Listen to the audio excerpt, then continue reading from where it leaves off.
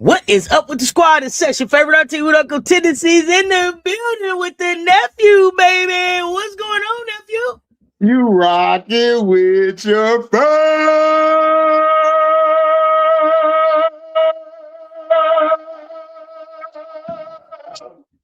Opera. We needed that to get the day, to get the week started. Matter of fact, not just the day, the week. What's Yes, good? we did. Your favorite Monday afternoon guilty pleasure. Now what the sound of? What's good, y'all? Hit the like and the share coming in the door. They both right there. Make sure you do it on both the platforms. Follow my nephew at Welcome to HDI TV, and make sure you following me right here at Cess Talk Sports. Let's get it. Jeremy, what's happening? Dr. Ivy Girl in the building. What's happening? Who else we got in here? X Savage in the building. Unapologetically Black. What's happening? James Carter. What's good? What is good? Mario Stewart. Right there. What's happening, y'all? What's good? Nephew. A lot of What's good happening? What's up? What's happening? Montrese, what's happening? Billy Dancy, what's good? What's happening, everybody? What's good? Welcome, wherever y'all tuning in from. Let's get into it. Michael Coker. Nephew, what's happening? Man, listen. Women hoop, man, been taking over. Listen, I had some great games I watched when I got off work last week. I watched some games yesterday while I had football on. Man, it's been we are really in the golden age of women hoops, auntie. Like, real talk, like everybody is hooping. It's not just one or two players. It's players that are you've seen at other schools. You like, man, they hooping as well. You got teams who, they're not there right now, but the way their coach is moving, they could be better next year as well, So I'm loving the games. I'm loving some of the people that I knew that would do something, the young bucks. But I'm also disappointed in some coaches. Some coaches may be good recruiters. They just suck at coaching. They suck at adjustments. They suck at rotations. They can't do nothing right in their life, man. They probably can't fix no coffee in the morning. They can't fix no dang breakfast or a sandwich for their man. They can't do nothing right. So they need to get excommunicated either to another position or out entirely. Like, straight up. Okay, I feel you. Okay, I mean, listen. Here's the thing, nephew, that just happened. Whatever narrative these jokers been recycling for the last 2 weeks, January just told the truth on everybody. It just told the truth on everybody. These ain't opinions, vibes, facts, what you think, what you thought you saw. No, this shit is shifting in real time right now. These conferences, they consolidating the power. They get greedy. They get greedy come January. It was all fun and games in November, December. Right. Winter. Right. You know what I'm saying? It was all fun and games, right? Right. Anybody could be a winner. It was we was at the barbecue. We was chilling. Yeah, no, hell no. The dynasties just reasserting themselves. They like, that shit was cute. But all of them, these little programs that was living off that so-and-so or bust, all that energy, they learned what happened when that floor disappeared. Nephew, that floor got to disappear. Now the people with built systems, they separating themselves. See the built systems moving back like we'll see y'all. Real basketball time now. It's cute. Thank y'all. Yeah, moving on, nephew. It's reckoning time. It's a reckoning. It's a reckoning taking place right now. DC just put 10 teams in the top 25. Quit playing with me. Remember all that y'all was talking about this conference, that conference, this conference. AP top 25 right now say the SEC got 10 of them in there. 10 of them. 10 of them in there out of 25. Okay. Now, we had a vulnerable program. Look like they dropped 103 to. Y'all thought it was a vulnerable program. Dropped 103 on the top 5 team, but we'll talk about that later. Anyway, it's okay. We'll talk about that later. Let's talk AP top 25 for a second, though, nephew.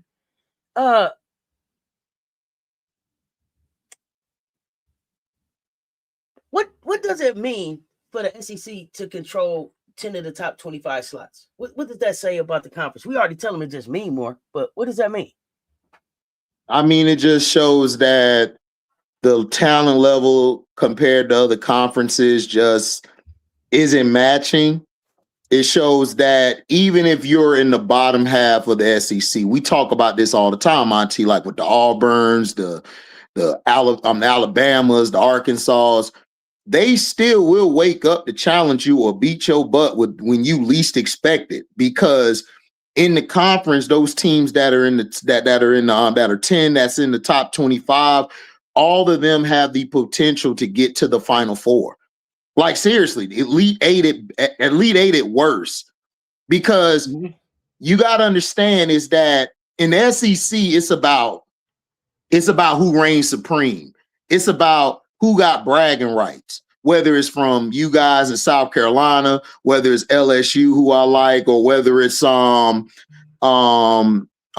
Texas, Oklahoma starting to turn into an SEC team after transferring from the Big 12. We're starting to see other teams like Vanderbilt. Yeah, they took a big loss to y'all. Y'all had to show them that it's still levels to this. Even though they were undefeated, it's still levels. We're starting to see Tennessee. We're seeing, I think it's Mia or is it Maya? Which one? The one number 12. Mia Pardo. Okay. Wait, 13 is Mia. Excuse me. 12 is Maya. Excuse me. I call her Agent Paldo. Agent Paldo. That is Agent Paldo. Agent Paldo is hooping. And I told everybody, Auntie, she should have been starting from the get-go. She should have been starting from the get-go. She brings energy to that team. She brings life to them. I love her little sister, even though her little sister's not as talented as her, but her twin sister be hooping too. And the other players, they're starting to rally around her. Talasia Cooper is taking a little back seat to Paldo, letting Paldo be who she wants to be. Paldo it gotta be Paldo team, nephew. It got to. You gotta let it.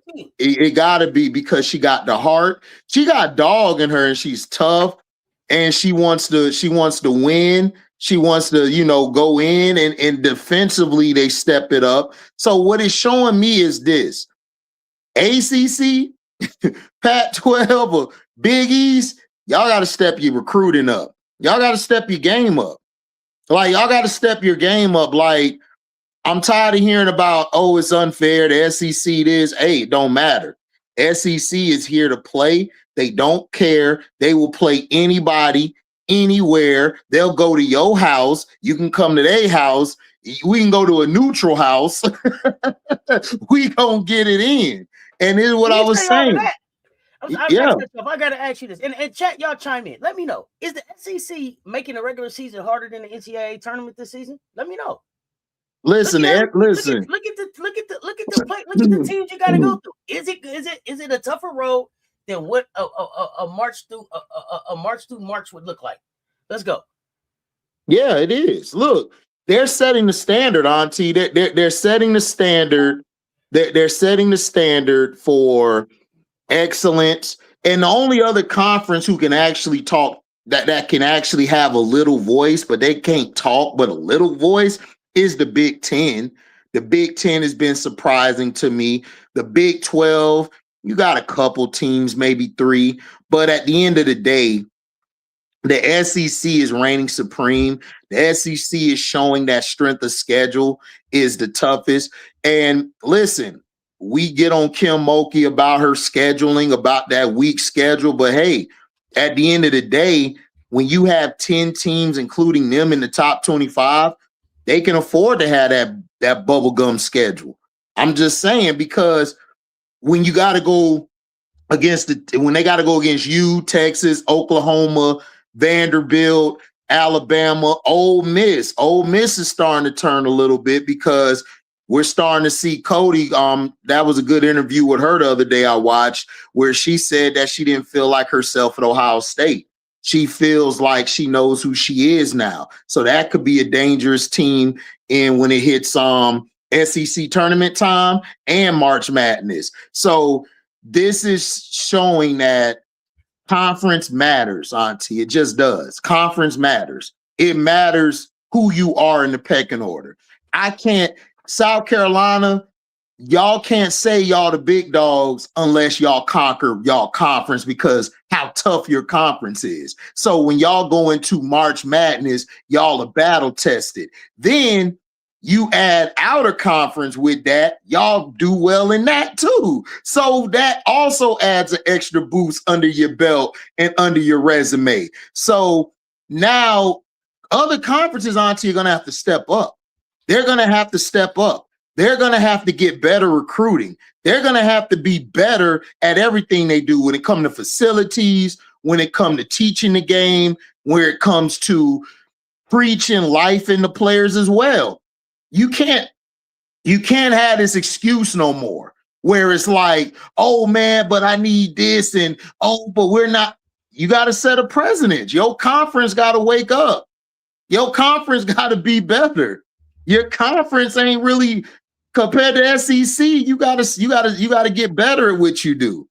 You can't afford in your conference to lose a game if it's not the SEC. The SEC, you could get about 2 losses into the 3. You're still going to be able to be in the top 25. So this shows that the SEC continues to reign dominant, and it also shows that y'all are the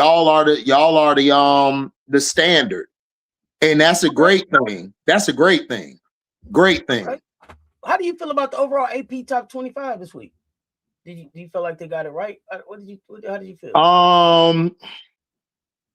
UConn straight. UCLA. I think y'all should be over UCLA. I think Texas should be over UCLA. I think Vanderbilt should be over UCLA. I think UCLA should be at 5. LSU's fine where they're at 6. Louisville is looking good. They're at 7. I want to see what they do when they play Duke. Iowa, look, I ain't gonna hold you. I love me some chit chat. But chit chat is a bona fide hooper. Not no remember that when we get to another conversation for today. Remember that statement. I'm gonna remember that. I'm gonna remember that statement. Yeah, okay. I'm gonna remember that statement. Put that one on the board. Okay. You know, listen, chit chat is a hooper. Name on the board with a star. Put chit chat with a star. Let's go. This coach here, coach here, man. Look, I was coach. I like her more than Bluter. I'm not even gonna hold you. I think she's a better Jan Jensen. I think she's better than Bluter. I'm sorry. Like how much of Bluter stuff is she still using? I ain't watching. I don't think she's using any of it. I don't think she's using any of it because if you look at Bluter's system was more or less get you in transition because Caitlin is a transition player. But when I didn't watch. I watched them, but I'm with the Big Ten. The Big Ten was weak then. It was weak then, though. It's better now. It's better now to me than then. Yeah, they run it more now. They run it more. And then they run more. They run more sets. They run more sets. They run more plays within those sets. Chit chat is a 3-level problem.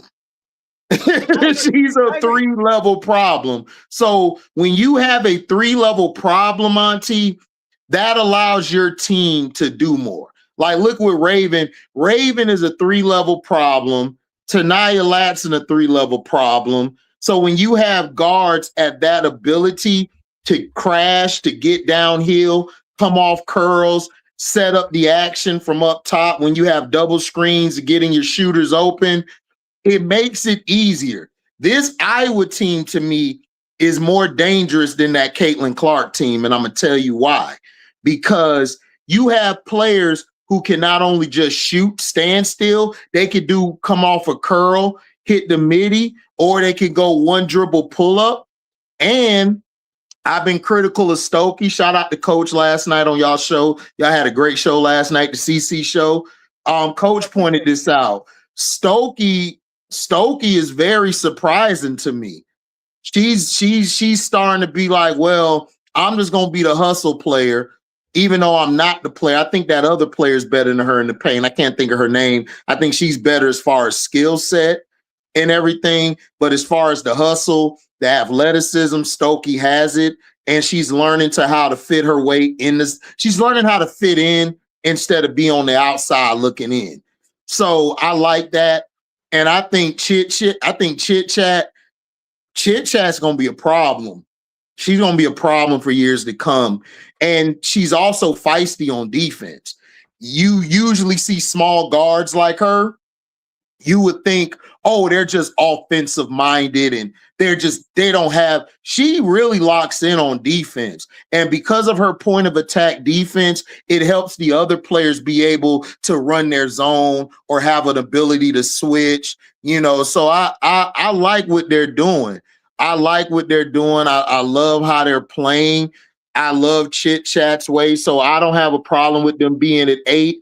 I don't have a problem if you have them over Louisville. But where it's at, Michigan, I'm disappointed in Michigan. I don't like how Michigan's looking. Michigan looks lost to me. Whereas last year they looked like they had it, but this year certain players like Daniels, I can't think of the other girl, I think it's number 22 or whatever, they're turning into more of, and Olsen, those three are turning into more of the three than Holloway and Silas Swords. Silas Swords is kind of playing more of a role player now, more than last year, where she took charge and she was one of the leading players and leading scorers and leading shooters. So I'm not really feeling Michigan. I think Oklahoma should be over Michigan at 9.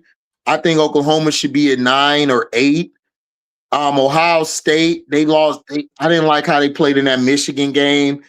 They turned into Jelani, Cambridge, or bust. Everybody else really just didn't step up to the table. TCU on fraud watch to me. I said last night in your chat, and make sure y'all support Auntie and her page in the chat. I was in the chat yesterday, and I said I was agreeing with her is that I don't like TCU. I think TCU frauds. I think Baylor gonna beat their ass when they play them. Because they got a healthy Talia Scott. You got Bugs right there hooping. They got the other girl who can shoot. I think they're going to beat TCU when they play them. TCU don't play with dog to me. HBL, even though I'm not a fan of hers, TCU looked a lot better last year with HBL. I'm sorry. They did. And I'm not an HBL guy, but they looked it tougher. They looked it like they were ready for the smoke with anybody. They like if they played against a tough team, I don't think they'll do well because they struggled against Utah and Utah won all that. So I don't get it. Michigan State, I think they should be over TCU and Ohio State. I think Baylor should be at 12. Maryland dropped some head scratches. It's like, who are you? Who are you? Like Auntie voice. Like, who are you? Who are you? Who are you? Tell us. Right. Let us know who are you. I don't know who they are. I remember I had them. I picked them to try. I had them in the running for the Big Ten to win it this year. They don't even look like they the third best team. It's kind of crazy. They don't look like they the third best team, Auntie. I don't like them. Tennessee, like we were talking about Tennessee, I think Tennessee's cool at 15. They could go up higher if you want to, but 15's cool. Ole Miss, I'm loving Ole Miss. I think they're trying to find something. I still question their defensive intensity, but we'll see how they play against LSU and SC and the other teams that are on the hierarchy of the SEC. Kentucky, they really miss Key. They miss Tiona Key bad. They need her presence in the paint. Strap is good, but she's more of a finesse player. It's like that Pau Gasol and Andrew Bynum dynamic. Pau was the finesse guy, but Bynum was the, I'm going to get the rebound or I'm going to score here. My big body will get it. Tiona Key is that for them. Being 6'5" and have the ability to guard perimeter and paint and get rebounds, get the hustle plays. They're really missing her. I hope she can get back healthy in 100. Princeton, they're Princeton. I mean, we're not really going to know till they actually go against some bigger teams. Duke, look, I got to give Kara Lawson, as much as I talk shit about her, I got to give her credit. They running through the ACC. They're still showing everybody we're not afraid of none of y'all in the ACC. Now, I'm still with you. I got Louisville winning it, but they're basically showing, look, we still here. And shout out to her. They took their lumps. They took their lumps out of conference, but as soon as they got in conference, this showed why I said at the beginning, ACC, y'all need to step up. ACC, y'all on fraud watch. Look, I put y'all on the fraud watch list. How y'all let Duke go out of conference, lose these games, come back in conference and still tell y'all little dog. They walked in and said, you little dog. Y'all ain't even Clifford the big red dog. Y'all Courage the cowardly dog. Y'all Courage Cowardly the dog. We got to back up because I took a good whiff of my medicine. So I had to take a break. Look, hold on. Did you said Key? You said Tiana Key. Did you say Lamar Odom? No, I didn't say Lamar Odom. I said it was like Bynum and like Gasol. Because Strack is more finesse, more skilled, got the all-around game, but Key was that big body they're going to need in that paint to get rebounds, block shots. Lamar Odom. You can say Lamar Odom. Yeah, you can say Lamar Odom. Lamar Odom was a beast. Yeah. Lamar Odom was a beast. Lamar Odom than Bynum. That's why I wanted to go back. I heard you say Bynum. I couldn't hear if you had said Lamar or not. I think more Lamar Odom than Bynum, but tell me why. Like, I think that she's that Swiss Army knife, that piece that they need. Yeah. I mean, I'll say Lamar Odom. Go ahead. Yeah. But I was saying Bynum in the sense you need a big body down there to help Strack on the defensive end and offensive end, because she's doing so much as far as making the extra passes, scoring, and shooting outside, things like that. But Lamar Odom, but you can say Lamar Odom because look, if it weren't for Lamar Odom, Lakers don't win them 2 chips because of his versatility. Say it again, the versatility. The versatility.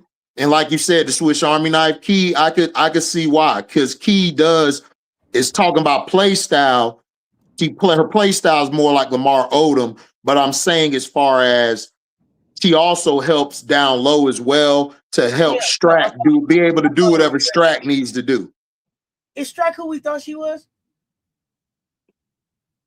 Honestly, yeah, it's just us talking there for me. You at the table. Honestly, I think if Tony Morgan doesn't be consistent, I don't see Kentucky doing anything. Strack can't be your leading. Strack can't be your number one. It's like Reagan Beers. Like they're solid players, but with Reagan Beers, Aaliyah and Van need to go off. Or what's the other girl? What's her name? Verhurst, or I think Hurst or whatever her name is. Them 3 gotta go off. One of them 3 got to be the main person. Just like with Kentucky, it got to be Morgan or it got to be somebody else. Strap just ain't built like that. She's not. Well, yeah, I'm just wondering, is she who we thought she was? What's going on, Mookie? She's not a top player to me. To me, she's more of a secondary or axillary player, more than being that lead. I'm gonna be honest with you. She ain't Toby Fournier. I got you. At all. And I don't think she's better than Camille Pierre either. Okay. I don't think she's messing with Camille Pierre over there in NC State either. That's fair. I mean, I'm just being real. Now, I know you was like, shout out Kara Lawson and everything. Yeah. Before we do all of that, though, I wanted to know. Man, I was trying to go get the plate. Auntie said, wash your hands. Wash your hands. Rewind, select the rewind. Hold on. Wash your hands. What's up, Danae? Wondering. See, my thing is, we said from the beginning, ACC was wide open. So, they've done a great job so far in the conference. But have they beat anybody that we thought was going to do anything in the conference? Not yet. No, not yet. No. So shout out because y'all doing that. But I'm interested in this February 5th game. I'm gonna throw a party for that one. That is my birthday. Yeah. That I will be live. Pull up for the virtual birthday party. Pull up. Continue. What you was gonna say? I mean, I'm just saying, like, you got to think about it. I knew they would struggle against Stanford. I knew they would struggle against Cal. I didn't really think they could beat them teams. The way they were looking bad. And for them to beat, they beat them on the road. They beat them on the road. And then you come back and beat Virginia, which I thought Virginia would give them a bigger play because of Kamora Johnson and the other girl in the backcourt with her. But outside of them two, they team ain't really shit. Just being real to people, it's not really all that.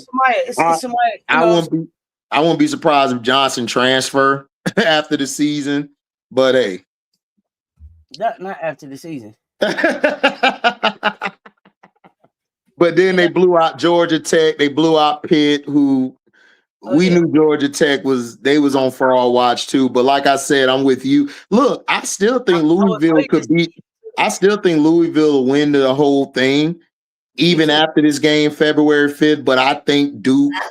I think Duke could finish. I think Duke, if they get to the tournament, I think Duke could mess around and win the tournament over them and NC State.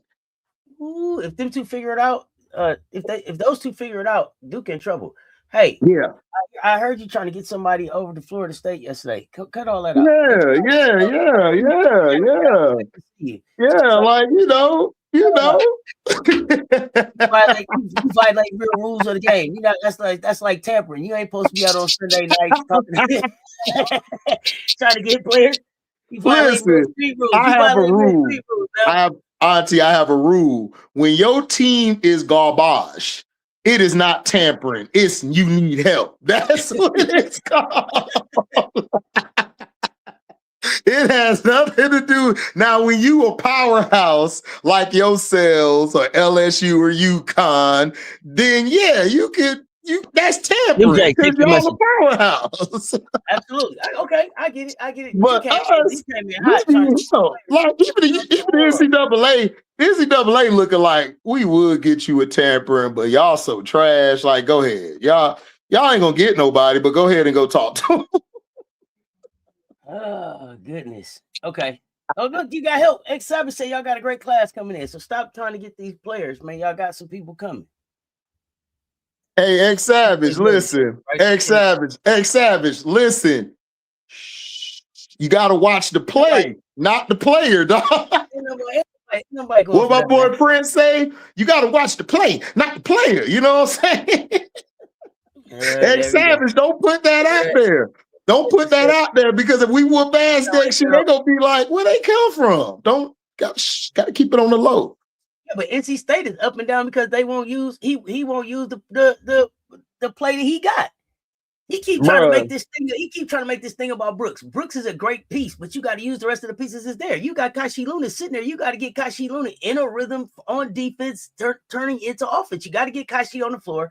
Got to get her on the floor with Zam, and then you got to let Zoe do other things. Got to be able to get to a point where y'all start using Camille Pierre and Triger, or it ain't gonna never work. Zoe Brooks or bust will kill what the fuck you got at NC State. If you want to kill it, keep going the way you're going. If you want to try to compete in the ACC, you better get Kashi Luna up off the bench and involved in the game. Get the freshman going, man. Let her get but here's my thing. It's like you can get her going, but why not get Tribal and Camille on their 2-man game down low and get that going? Because it'll open it up for Zoe, Kashi, and Zam. It'll open it up for them. I don't get it. Out of them three, I think Kashi is the best to get the ball to Triger and Camille, with bringing pressure down. I agree. Downhill, and she turns around and gives you the best perimeter defense that out of those three. I agree. I agree because Zam and Zoe just scoring guards to me. Everybody else. He got to catch up with everybody else. I don't know what the hell going on, but he gonna have to figure it out. No, I agree with you, Auntie. I just think that I agree with you. Like I said, I'm not a fan of him. To me, he remind me of Vic.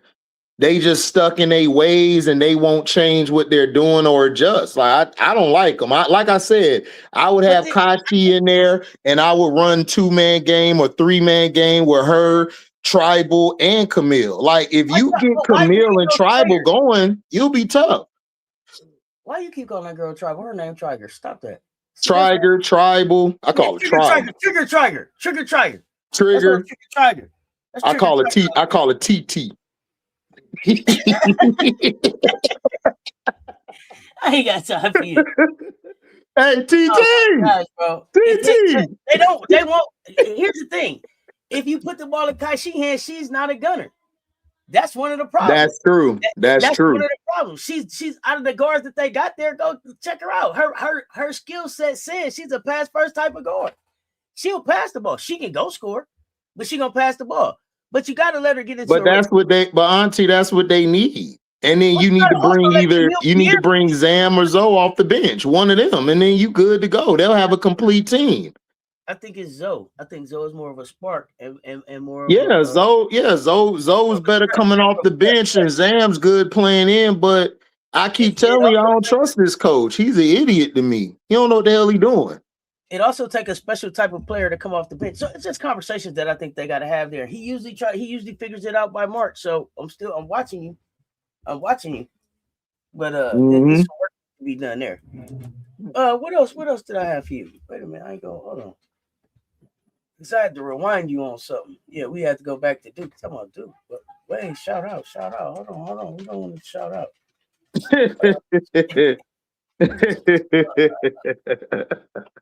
Let's see. So listen, because I saw like I want to ask this question: does UConn being the unanimous #1 give a false measuring stick about what the other teams are that are coming behind it? Because I heard some people talking, and they might not have been just basketball people, but it gives the appearance to like, oh, UConn #1, they ain't been knocked off. It makes people think that everybody else is unstable. Does that say more? What do you think about that? Is UConn the most stable team in college hoops right now? How do you feel about UConn right now? I mean, I don't think they're the most stable, but again, you got Gino Auriemma, who's been doing this for like 3 decades. So it's stability because of how long he's coached and how many players or recruits he's able to bring in. Even in the NIL era, he's still able to bring in talent and players who want to play. To me, they're in the weak conference. Like they really don't really have to play anybody, but they're out of conference. Once they play they out of conference, they really just gonna run through everything. To me, I don't think they're the most structured team in college, because look, you got y'all, UCLA, Texas, Vanderbilt. If I'm gonna say who the most structured, I'm gonna go with the team who's been in the toughest conference. It's either gonna be South Carolina, Texas, Vanderbilt, LSU, one of them teams. They're playing in a Big East, and then you got to think about it. You got probably like 2 of the best players in college right now going up for the Wooden Award. Then you got another player you got from the Big Ten who was dominating in the Big Ten, is Sarah Williams. So, and then the thing about them is Gino has a way to play with role players. He knows how to put star players around role players. He kind of run it like it's a W team or NBA team. That's how Gino runs his stuff. So how are you liking Sarah Williams up there so far? I like Sarah Williams. I mean, I knew it's not looking like what I thought it would look like. I was expecting a little bit more dominance from a defensive standpoint, especially since she was, the Big Ten Defensive Player of the Year. I just her to go to the little lease and dominate. Right. I haven't seen that. And I don't know if that's just still her adjusting, right? Because it's Gino's system. So, and that was the one thing that I said about her. I wish that she would have made her transfer as a junior and not as a senior, so she had a year to understand the system and then a year to really play in it. So I'm gonna be real. I'm gonna be real with you before the season. Turn the corner though by March. Yeah, but I'm gonna be real with you before the season. I said it like I think she would. I think the best her would have happened at LSU. I thought she should have gone to LSU. I think it would have been more wide open for her. When you're playing in a on a team with another post player that's better than you, more skilled than you, could do more things than you, sometimes because of her play style, your play style gets put down some. And then you got to look at it. AZ Fudd is finally healthy, and she's looking like, damn, the number 1 or 2 overall that came out of her class. So it's going to be hard for Sarah Williams, who's been the dominant player on her team, to come there. When she was where she was at, she was really only dominant, let's be for real, because she didn't really have other talented players as talented to her. I mean, it's not like a situation where KD went to the Warriors and then he gonna drop off. No, he's just gonna keep getting better because he's that great of a player. I don't like Sarah in a third wheel sort of, I guess you could say a third wheel in a system. I think she would have been better at LSU as being a number 1 with the offense focally being on her. And I think you would have got a better Sarah Williams than you got at UConn. Not saying she can't do well. She's cool at UConn, but I just feel like she would have been a lot better going to LSU because she would have been able to dominate. She would have been able to get the ball when she want. And, Kim would have got her the ball all the time coming down court. And her skill set, I just think the floor would have been a little more open for her there. Whereas in UConn, the play styles of Sarah and AZ is just going to push her to the side. She's just going to be to the side. I get all of that. Both ends of the floor. I get all of that. I think it's unfortunate for LSU that they just didn't recruit that kid in a way that would sell her on the school, right? Yeah, She looked so uncomfortable when they went out at the pictures that they shown away from basketball that it was like the kid looked like she was like, man, just send my bags, take me straight to the airport. Yeah.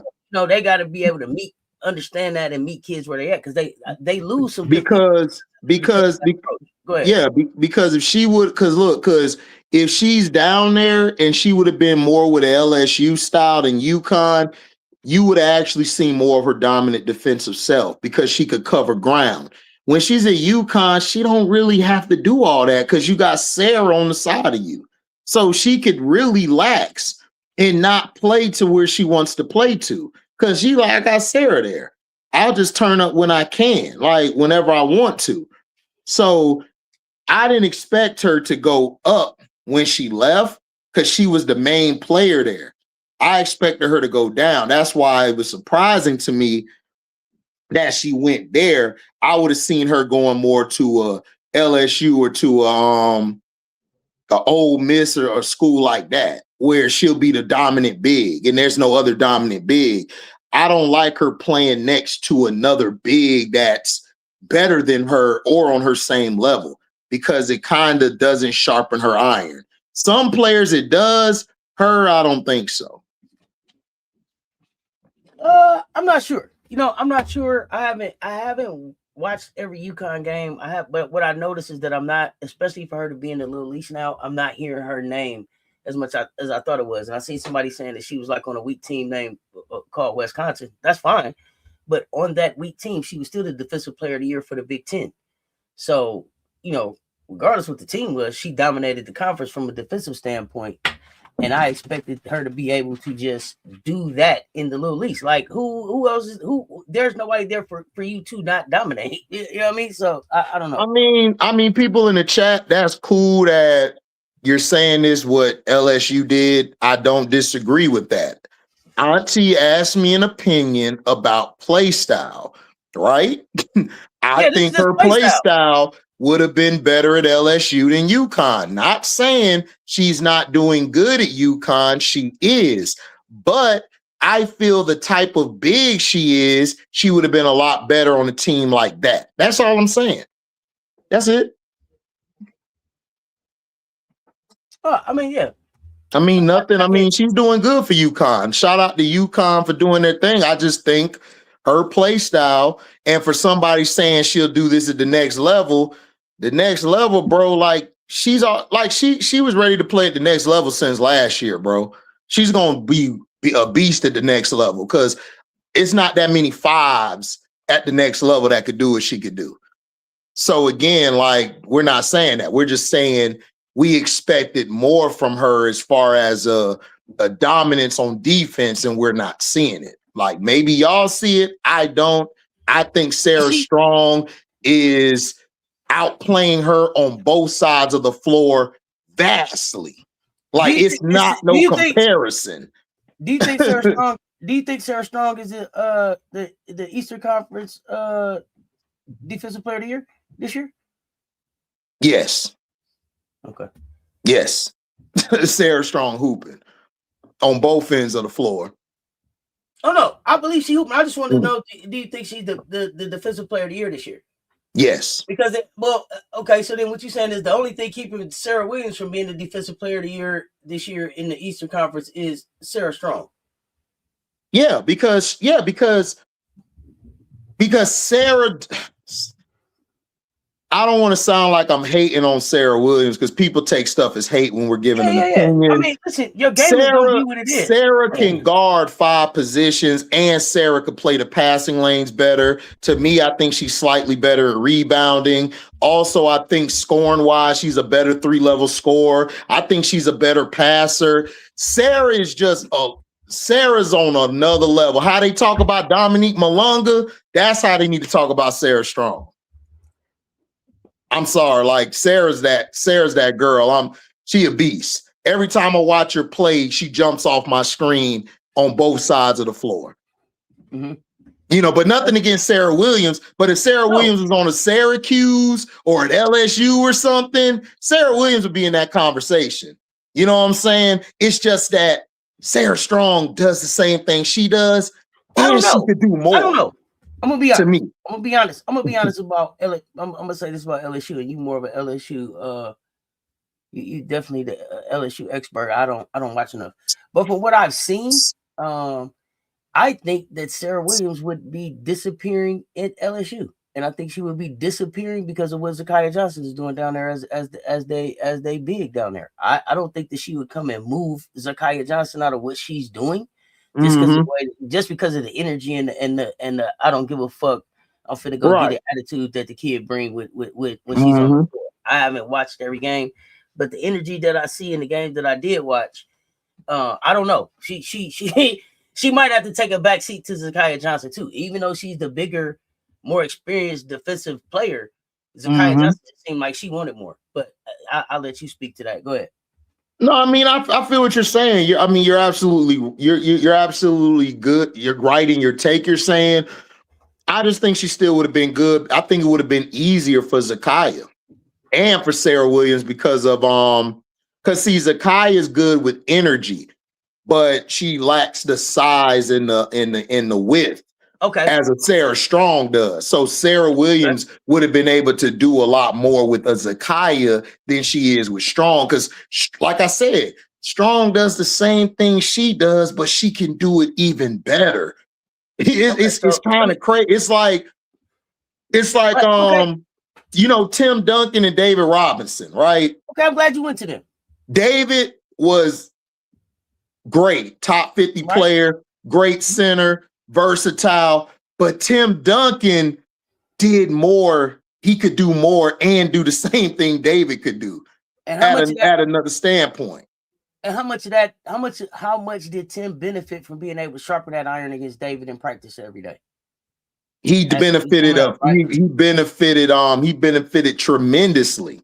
So this is where I think Sarah Williams benefits, because for me, if I'm talking about development of a player, and we talking about between Gino and Kim, I'm gonna say gotta go get developed by Gino. Yeah, Gino's the better developer. Yeah, absolutely. And then you get the opportunity to sharpen your iron against Sarah Strong for a year. So it may not show up now, you know, but you should be a more polished player when you finish at UConn, even if you're not the depoy and all of that stuff, even if you don't get all the accolades, you should be going to the W more polished with 1 year at UConn than I think you would get at 1 year at LSU. But what do you think? I mean, yeah, you could say that. I mean, but in my opinion, you're not wrong. I think she would have still went high even off of last year. I think she was ready to play last year in the W. That's just me from watching her, because last year she was hooping and she was doing her thing defensively. So regardless of if she would have went LSU or UConn, I still think she would have developed nicely. And I believe she would have still gone. She's going to still be a high pick in the draft when she goes, because of the things she could do with her size. But if you're talking development standpoint, yes, I agree that she would do well under Gino more, because Gino plays a system and he teaches you the fundamentals and the IQ of basketball. Kim puts you in a system just to win games or to get the best out of what you can do already. So if I come in and I'm a skilled player, fundamentally, I could finish with the left, the right, I could dribble with the left, the right, I could score from either side of the floor, I could get to my spots. She's going to elevate me at what I already can do. If I'm already good at that, Gino's just going to add to that switch Army knife, and I'm going to be a whole damn katana and a blade. You understand what I'm saying? So that's the difference between them. Got you. And then you said if she went to UConn to win the championship, if you trying to win a championship, you should start at UConn or South Carolina. That's for sure. Yeah. Sarah in practice get to go against Aaliyah Edwards, Tina Charles, other retired UConn greats that come back and play. Look at Lil B go with the real was Chip. What was she doing hanging out in Wisconsin if that was the goal? Wait. How she ended up in Wisconsin her own take was that she wanted to play for a black female coach, and she met the Wisconsin coach. They had a connection, and she went there. And I don't know if she leaves Wisconsin, if the coach doesn't step down and have all of that stuff pop up around her. So she may have even still been there, but she probably would have been there still. Once she got there, and then it was like, oh, okay, well, hey, it don't look like ain't no rings coming this way, and coach leaving. What is the best next option for me? Or maybe it was something get to go against Aaliyah. Sure. So I mean, that's cool. She get to go against old UConn players again. That's fine. Got my opinion. I just feel like she would have been, she would have had more looks at accolades and stuff if she'd have gone somewhere else. That's all I'm saying. That doesn't mean she's not playing good or she won't get better where she at. Auntie asked the question and I answered it. Yeah, I love Sarah Williams. I love her. I love her game. I think she's gonna be nice at the next level. I just think Sarah Strong is just 100 times better than her at what she already does and what's gonna happen in the future. I think Sarah's gonna be on a whole nother level. That's just me. I'll be honest, y'all. I didn't spend more time talking about her than I was going to invest in it. It was just touche. Because I wasn't even thinking about Sarah Williams. When I think about UConn, I'm gonna be real with y'all.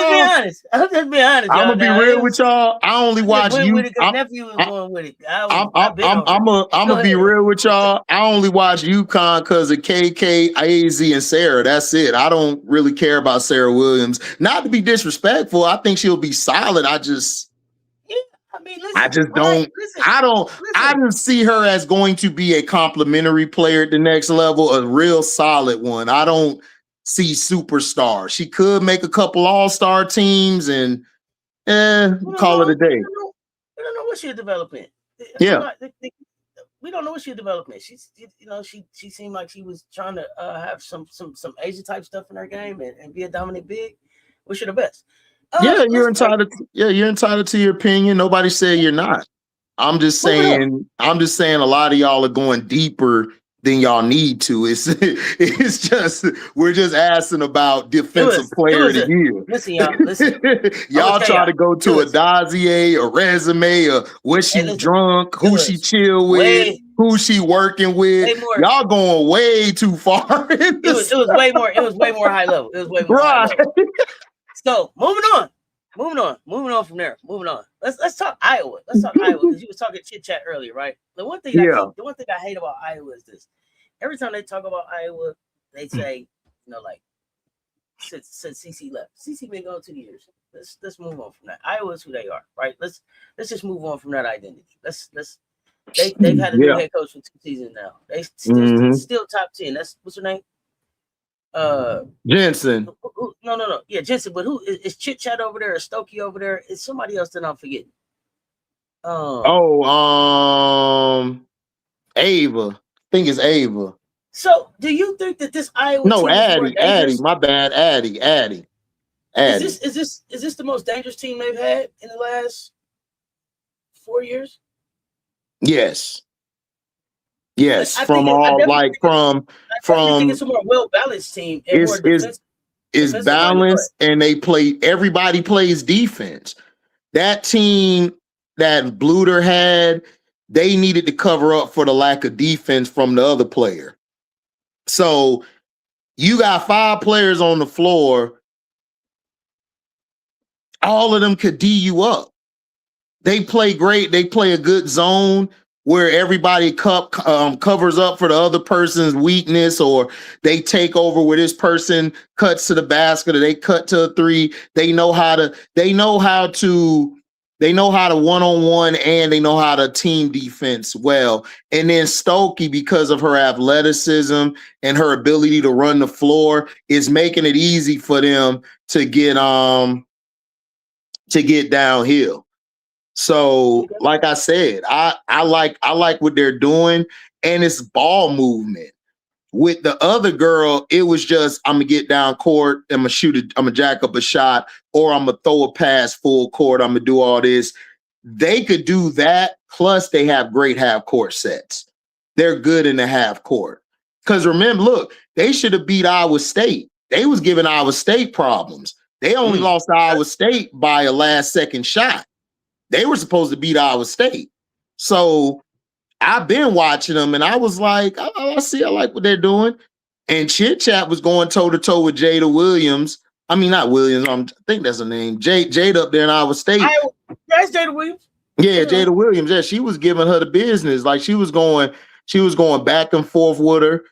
She was taking it to her. And for her to be 5'4", it's like, she remind me of a Jordan Canada, but she's a little more, I think she's a little more faster than Jordan was, but she's short, she's small, but she's feisty and she plays defense.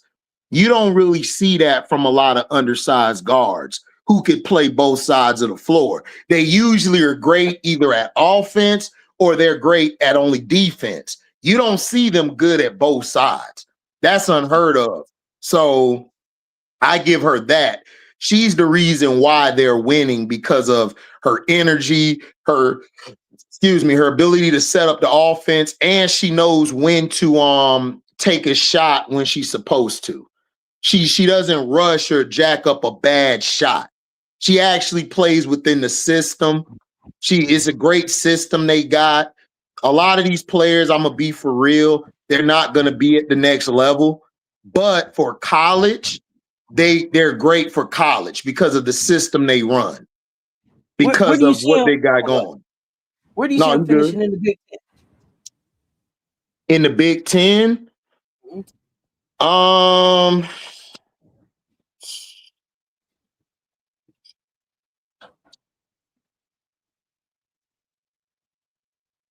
I can see them finishing second.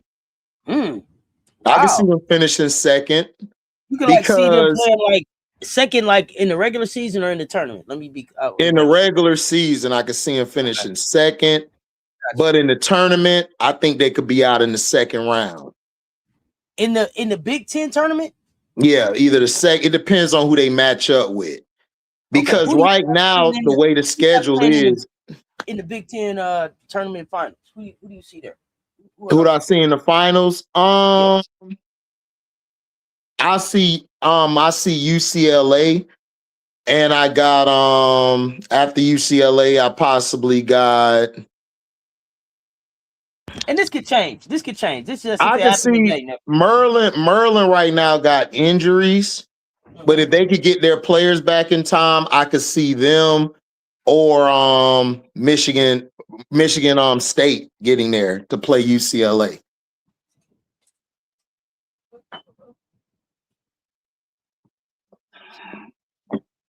But Merlin got to get healthy. If Merlin get healthy, I could see them playing UCLA, or I could see Michigan State. Ohio State, they kind of scare me because they're too much Jelani Cambridge. And we saw that again with Vanderbilt when they had just Michaela. Y'all nullified everybody else.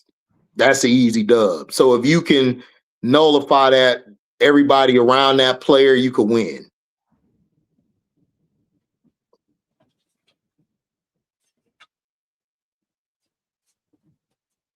Well, it had to come down. Yeah.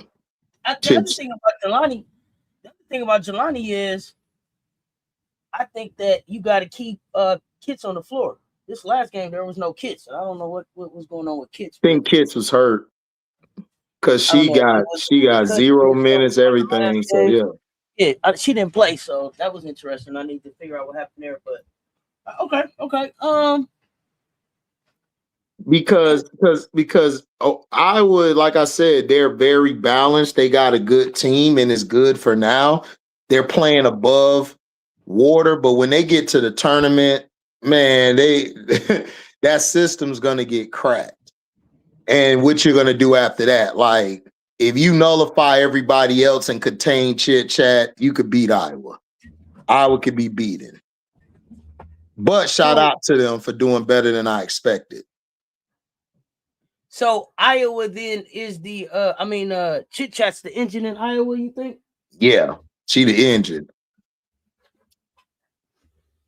Okay. Because if you disrupt her and running the system, you could beat them. Because that's how Iowa State beat them. They were disrupting Chit Chat, and the other players, they were hitting shots. But then once they started keying in on Chit Chat, disrupting the offense. Like I always say, when you play against teams like in the male side, like Gonzaga, if you attack the system, you break the system down. When it's time for somebody to get their own shot or make their own play, they're gonna fail more times than win. That's just how it goes. So with Iowa, outside of Chit Chat, I don't see anybody who can go get their own shot or create well for others. So if they go against a healthy Merlin team, Michigan State, and let's say Ohio State gets Kits back, baby Kits back, I can see Ohio State getting them next time. Because if you look at the game, it was all Jelani Cambridge. Everybody else was like off. Chance Gray has 16, but she was off with that 16. Then you had Ava with 10. Kennedy was trying to give you a well-rounded game, 5 rebounds, 2 assists. But if you watch the game, it's like the impact of it really wasn't there. So I think at the tournament time, it'll be different. You already done played this team. It's going to be hard for Iowa to beat some of them teams 2 times in a row. So that's how I feel. I just don't know if they're going to go real deep. I could see UCLA, Maryland in the championship or Michigan State getting there. I don't see Iowa getting there. I just don't see it. They could surprise me though. They could surprise me and make me wrong. It would be a surprise to both of us. Okay, yeah. Mm-hmm. It would be a surprise for both of us. Let's see. Let me see who else I wanted to talk about. Who else? Well, Ali, let's talk the Trojans. Let's pivot. This is kind of like the other side of dominance, the cost of dependence, the cost of dependency. Listen, the Trojans without JuJu, It's not. I don't Terrible. want people to get this mixed up. It's not. But it's not about failure. Okay, it's not a story about failure. This is just about them being exposed. 4 straight losses.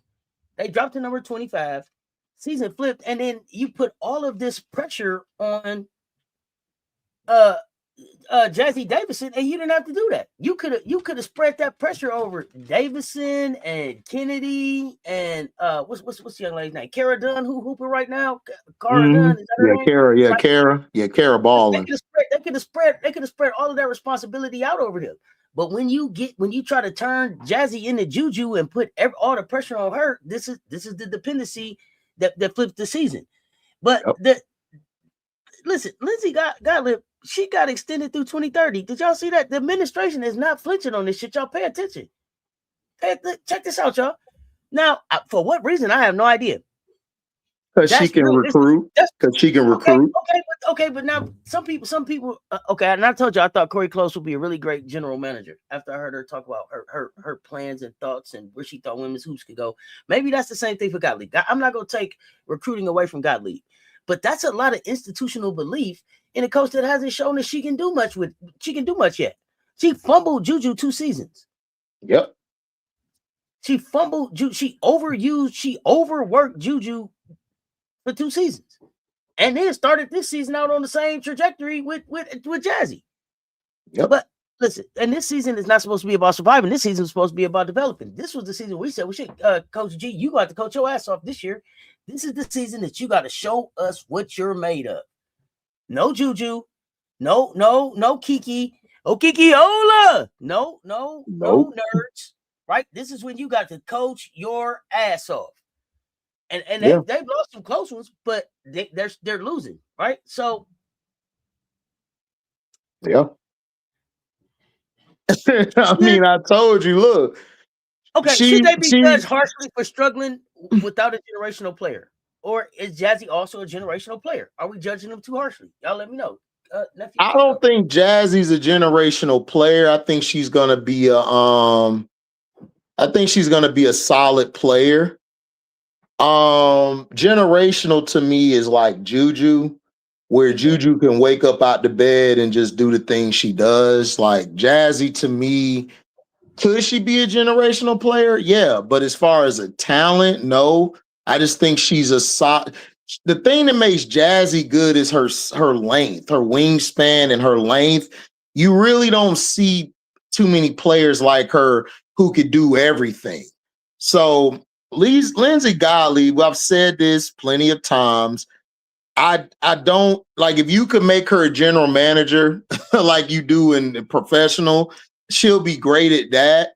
But as far as coaching, I want to know what her assistants are doing. Do she have the right assistants with her? Because I don't think she do. Because I don't like the direction of this team. It's like they don't have a flow to them. It's like every game, it just looks, it's hard to watch them. Like it's like a bunch of stuff they just throw out there. They're like, go out there and play freestyle. But they don't have the players to me that can freestyle well together. If that make any sense. They don't really match. None of them match. This last game, Jazzy really didn't put up a lot of points. Kennedy was non-effective. I don't even know if Kennedy just looked like she out of it. Like she just there just to play, and then she done. Jazzy, like in front of the cameras, they're all smiles and all of that. But if you watch the game and watch the bench, they are disinterested in what she's doing. They're disinterested in what's being told for them to do. I just don't think they're having fun. I don't feel like they don't believe in this coach at all. Like this coach doesn't show you anything for you to believe in them. Like, what is she doing for you to believe in? Like, you're putting everything in the Jazzy. Why you putting in the Jazzy? Why not spread the ball around? Like, why not have a balance? How like Iowa's having a balance? How you guys at SC have a balance? LSU, UConn, how everybody's having a balance. They don't know how to have a balance at all. It's like one player will go off a game and then everybody else will just be like, they weren't like, why are they even out there? Like, there's no reason Jazzy played 38 minutes. She only got 11 points. Kennedy only got 5 points playing 33 minutes. Like, what are we doing? Like, what are we doing? And then Kara Dunn got 26. If it wasn't for her 26, they probably wouldn't even had a chance to win the game. So I don't get what Gottlieb is there for. To me, it's more about the complexion for the protection for Gottlieb. She's mediocre to me. It's like, I'm going to football real quick, y'all. Not too long. It's like Kevin Stefanski. You ain't do shit where you was at. Why am I offering you some more money? Why am I offering you a job? You did shit at your last job. Like, I don't get it. And then how she did Kiki dirty, because I was over in other spaces having to defend Kiki last year. I mean, year before last, and I'm trying to tell people, bro, Kiki not the problem. This coach don't know how to use Kiki. She don't. She don't know how to use Kiki. She don't know how to use anybody. JuJu is just so goddamn great that it covered up for her ineptitude. And then when it got to the big game for them to win a championship, right? To win the Big Ten championship, they got beat by UCLA. Why? Because that coach did not know how to adjust. She did not know how to utilize other players outside of JuJu. I don't even think she knows how to utilize JuJu. JuJu was just doing that because that's just how great JuJu is. So she is not a good coach. She's not a good developer. I believe her assistants, they need new assistants there, because I don't see what the assistants are doing to make this team better from a skill set, from a fundamental set, from a knowledge set, from how like their warm-ups, how they come in, how they get ready for the game, how they play during the game. I don't understand it. G Monroe, I don't even trust her with Sanaya Hall next year. I don't trust her with Kennedy, with Jazz. I don't even trust her with JuJu coming back. Let me ask you this. Do you expect everybody to stay? Sanaya, Jazzy, JuJu, Kennedy, Satya Fagan. Do you expect them all to stay? Yeah, because of JuJu. See, I've been saying since it's because of JuJu. They're not going to stay because of Gottlieb. Well, see, I've been saying since the beginning of the season, I expect Kennedy to leave. I've been saying that since before the season started. I've always been saying Kennedy Smith to the portal. That's just been my feeling. I could be wrong. I was really surprised with the way Heckel and Howell left. It was like, yeah, fuck the JuJu train. We're out of here. Yeah, because it's all about, I'm not gonna be second fiddle to JuJu like that. Right. No, you're right. I mean, I feel you. Like they wanted to go somewhere. Plus, I'm not finna stay if JuJu's not here, because if JuJu's here, I'm gonna get notoriety. But if JuJu not gonna be here, your coaching ain't good enough for me to sit here with you. Your coaching is trash. So why am I finna stay here, wasted a year? Because let's be for real. Kennedy Smith is wasting a year. She's wasting a year. Kennedy could have gone somewhere else and did what she had to do. But you lie. I believe they lied to her, telling her that it was gonna be her show. And then all of a sudden, when Jazzy came in, they started shifting everything to Jazzy. And Jazzy's not ready to play. She's not a JuJu type of player.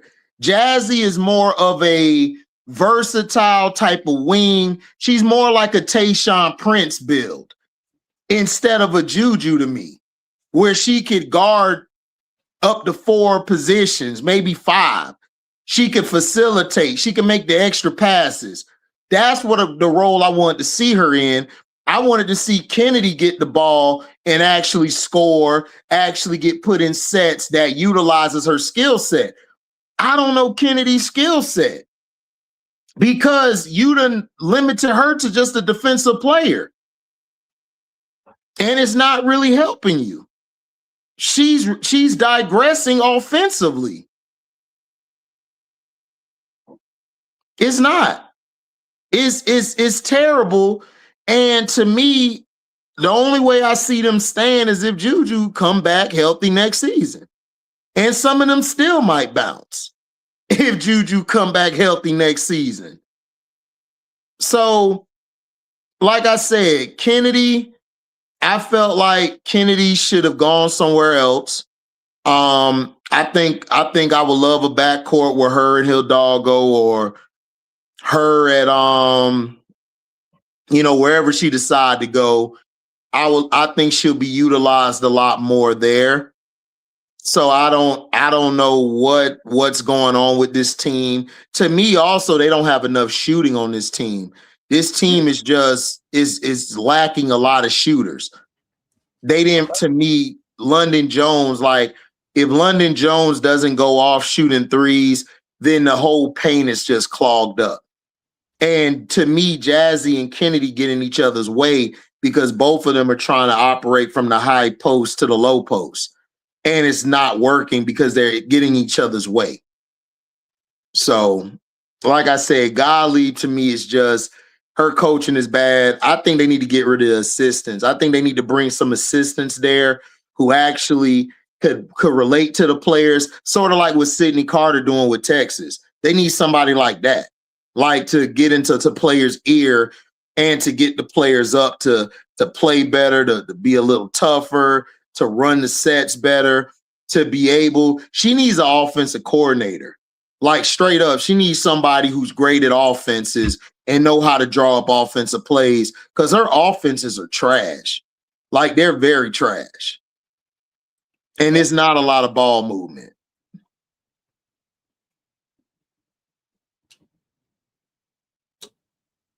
I like it. Let's see. You want to talk? Let me see. Anything else I have for this team? Before we move on from there. Yeah, it's one ball. It's one ball, but you need to. You could play. You could, if you get the right person who knows offensive sets and knows how to run plays out of different sets, you could run something for JuJu, Jazzy, Hall, and Kennedy, but you're not gonna, and Fagan, but you're not going to get the best out of them because Gottlieb is just terrible at offense. She doesn't know how to command. She don't even command the huddle good to me. Like she don't command anything. Like she's just blah. Like at least when Lisa Bluter had Caitlin, Bluter made you believe she was a coach. Like this girl don't make you believe anything. She's bland. She don't know how to work the cameras. She don't know how to work the revs. She looks like you said Gottlieb needs some leather pants? She needs some leather pants. Gottlieb need a facelift. She need to go get her nails done. She need to go get her hair done. She need to go to school. She got to go to school and learn how to speak to some. She don't know how to speak to the media. Want to see that Phil Jackson makeover? She may not. That's what I'm saying. Like Phil, but Phil. Man, she don't have. Listen. I'm gonna be real with you. She need to be a damn assistant coach. She's an assistant coach. She's not a head coach. So then, what does the school's extension of her contract then say about the long-term program? That they don't want to win. Oh shit, man! They don't want to win. And this women's hoops. They just want to sell tickets and they just want to use the fame of JuJu while she here. That's all. Cause Auntie, if they want to win. Why am I finna extend you and you're not doing anything? Like, at least with Kim Mulkey, I could get me a good ass a rant, a sideline temper. Kim is great in the media sets, even though I disagree with the shit she say because it's bullshit, but it's fun to watch. This girl here is so bad. It's like, this is why Mondo can't be in the chat, nephew. He said Coach G looked bewildered. I ain't got time. Get him out the chat. Bewildered? That's what I'm saying. Look, listen, Auntie. Mondo. Come on, y'all. Auntie, when you was playing hoop and you see Gottlieb approach you, would you think of her as a coach or somebody of importance? No. She's probably not the type of coach for me. But okay, so then tell me this: are the Trojans dangerous when JuJu returns? They got a squad without JuJu. They don't have the right coaching staff. So they don't. If JuJu returns next season, what do they do with that? And if that's the case, why should JuJu return? If JuJu return next year, they're gonna do well because JuJu is that good. She's that good. Yes, they could win the Big Ten with JuJu next year because JuJu's IQ is that high. She's a great generational talent and player. The problem is Gottlieb, when they get into a game against a team that's coached by a Mulkey, by a Ariama, by a Don Staley, by a Carol Lawson, even, they're going to lose. They're going to lose. They're going to lose. And it ain't going to be because of talent. It's going to be because she can't coach. She's an assistant at best. She's a person who brings you the towels, bring you the water. That's what she's great at. I don't understand what is so great about her. She's probably good at like writing stuff or something, but when you're coaching, you gotta have the pulse of your team, whether you're expressive, whether you're laid back. Coach Coleman is laid back, but I could tell from watching Coach Coleman, he could get the demand of everybody in a room because he has a sternness about himself. He don't have to be loud. He don't have to yell. She just don't have it. She don't have it. So you don't think she has the locker room? I don't think she has the team. She don't have the campus. She don't have shit. She's just there because of what she did somewhere else, I guess, but she's not a good coach. She's not. Like, when you look like, okay, Joni has been on Fraud Watch for like 2-3 years now, but Joni at least gives me something to have some hope. Even though there's no hope there, but you got some hope by how she presents herself. This coach, I ain't got hope. I ain't got nothing. I don't believe in nothing she say. Do you think her players believe in her? No, they don't. You can tell by how they play.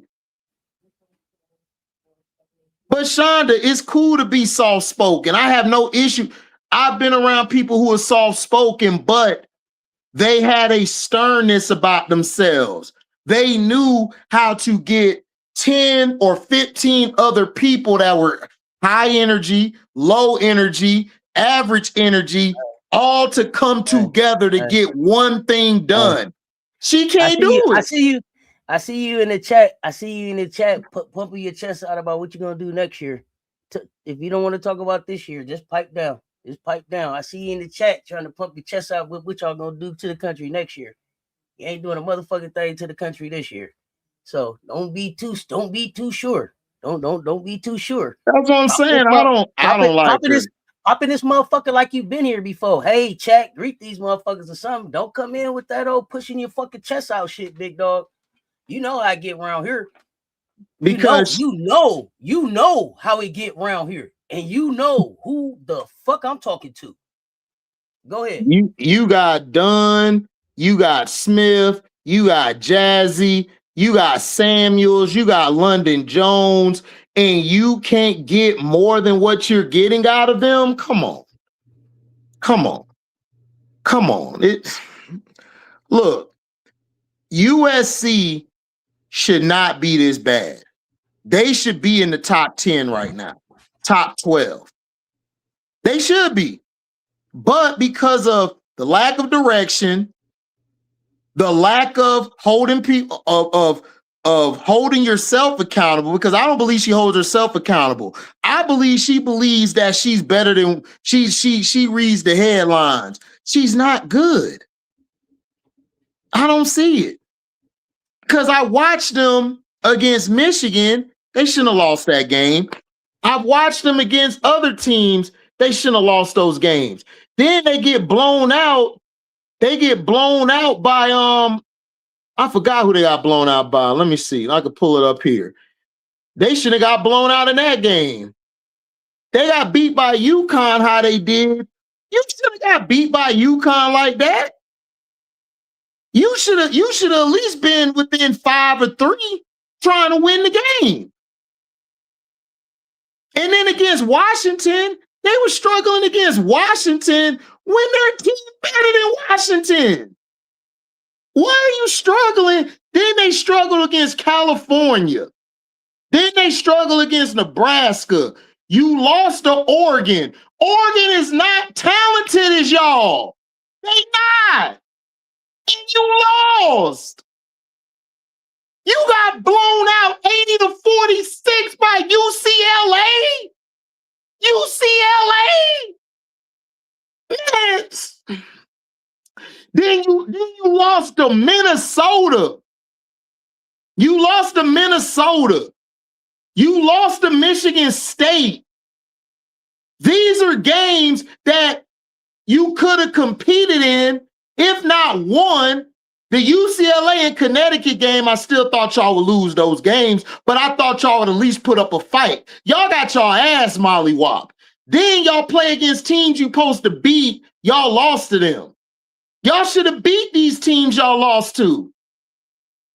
But Gottlieb gets an extension though, right? Gottlieb gets another contract, right? Man, stop playing with me, man. She terrible. Then what you gonna do with JuJu? JuJu gonna come back and ball out next year. Y'all gonna mess around and run her into the ground next year because she don't know what she's doing. Y'all didn't have to run her into the ground last year. You had Kiki. She ain't even utilized Kiki. She turned Kiki. This how bad it was, Auntie, because I was the only one defending Kiki on other spaces because everybody was saying, man, Kiki ain't that. I told everybody coming out the draft, Kiki would be the best player / second best player coming out the draft. I told everybody that. She played in a bad system and she has some bad sets for her from a coach who don't know what she's doing. She don't know what she's doing. I could call Prince up. I had Prince do a whole videotape on USC. Matter of fact, I'm going to text him and I'm going to ask him, Prince, I need you to do me a favor. I know you're busy. I need you to do me one favor. Show me what is great about Gottlieb. I put money on it. I put a G on it right now. He gonna find more flaws than great. Watch. And y'all gonna come back and be like, man, why I've been defending this coach for so long? Why I've been defending this coach? Why am I trying to give her? It's not about your talent. USC, y'all are talented. I love the players y'all have. But as far as your assistant coaches and your head coach, they all need to be fired. Y'all should not be unranked. Y'all are 13th in the Big Ten. Let me read y'all again the talent. I'm going to read the talent again because it ain't got nothing to do with your talent. You got Iwu Chukwu, a.k.a. Miss Vivian. You got Samuels. You got Jazzy Davison coming in touted as probably the best freshman coming in from this class. Kennedy Smith, who was one of the best freshmen coming out. Kara Dunn, Laura, London, Satya. Bro, what are we doing, bro? What are we doing? The conversation wasn't even about them. The conversation was about the coach. That's what I'm saying. It wasn't even about them. We got to stop defending the coach, bro. The coach is trash. The assistant coaches, trash. They're trash. I'm sorry. I'm gonna call. I got them on fraud watch and trash watch. We got the trash watch and the fraud watch. They all hit them. They both hit it. What's the difference between the two, the fraud and the trash? Just so the fam knows. The fraud watch is that you're like, people are saying you're such and such, you're good, but you're not living up to them expectations. Like Joni Taylor, fraud watch. The coach from NC State, fraud watch. Vic Schaefer's fraud watch. But the trash watch is you one. I ain't have faith in you when I seen you. You was already trash in my mind. Gottlieb, Corey Close, or Chase, whatever her name is, trash. Okay. That's my difference between trash and fraud watch. Who is that? Arleta Lewis. We talked Iowa for like 20 minutes. You got to rewind back on that one. Yeah, you got to rewind it. Yeah. I can't revisit that one. No disrespect, fam, but you got to rewind on that one. We talked about them. Yeah. Mm-hmm. So let's go to the because we're gonna get to the point guard discussion. But before we get there, let's get to the bounce back game. South Carolina Vandy. What did you see? I saw more Tanaya being used. I wanted Tanaya to get the ball more. Tanaya to me has to be the starter for y'all to get going. And then Tessa wasn't in foul trouble. Like I told you, that last game against Oklahoma, Tessa was on fire early. And I seen that type of Tessa where it's I'm gonna make a statement, Tessa. When it's I'm gonna make a statement, Tessa, I'm gonna take over the head of the snake. That's a dangerous team to play against because her range is all over the floor. She can attack you from the left side, the right side, pin down, come off a screen, get the ball, get her one dribble pull up or go to the side. You in trouble.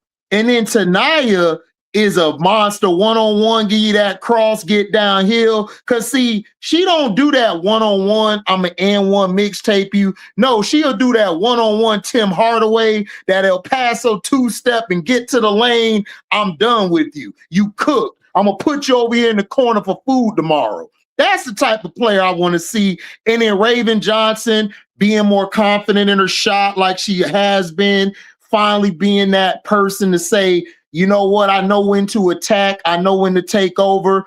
I say the best point guard in the game. To me, I said last night to you, best point guard I've seen since point guard from Duke. I stand by it. And she's just been hooping on both ends of the floor. Joyce, I told you from the beginning, I love Joyce at the 5 sometimes, getting the ball and pushing. And somebody brought this up to me in my chat yesterday. Shout out to them.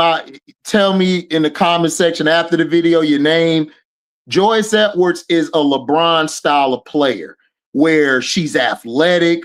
She could get downhill. She could get the ball, run the offense, full court transition. She's probably the best 4/post in the transition with the ball in her hand outside of Sarah. So again, she's amazing. And then if she continues to get that mid-range shot going, that's a tough team to beat. I love my favorite player, though. I keep messing her name up, and please correct me if I'm wrong. Number 44, is it Miri or Amir? Akir, I can't think of her name. Number 44, I think that's her name. I can't think of her name, y'all. Y'all could tell me in the chat who it is. All you gotta know is Gotti with the shotty. That's the okay. That's Gotti. Gotti okay, with the shotty. That is my favorite dog.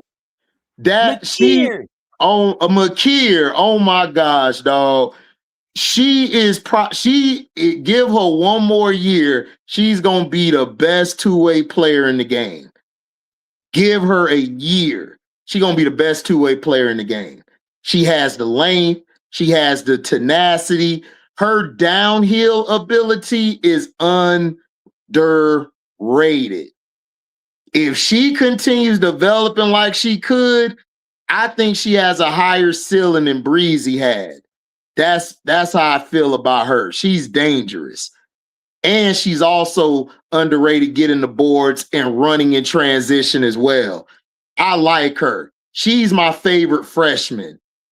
My second favorite is Chavez, then Jazzy, but she's my favorite freshman because of her ability to play defense and her ability to take on the minutes when Don gives her the extra minutes because of her play. Man, she's very tough.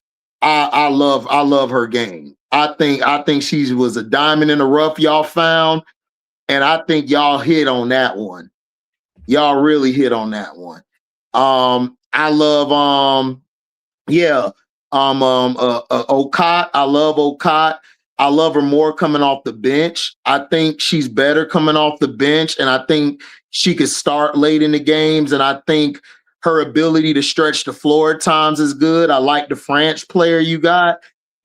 The Vanderbilt game was something they needed. They needed to get their ass kicked. And the reason why, because now you got that ass kicked, so now you know what you need to get better at. And I love how Michaela Blakes didn't do a Liv McGill. Michaela Blakes actually gave props, where a lot of players ain't gonna give you no props after they lost like that because they in their feelings. They tender, what Auntie would say, they tender. So again, Vanderbilt is Michaela Blakes or bust.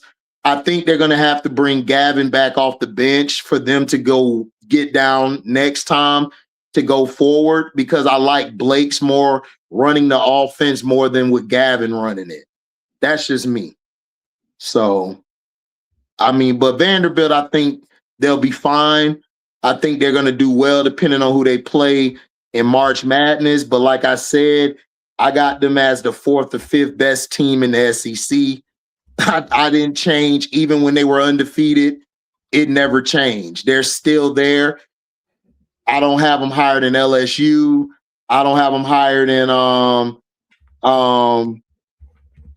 SC or Texas right now. But I got them around 4, 5, and 6 with Ole Miss, Oklahoma, and Tennessee. Okay.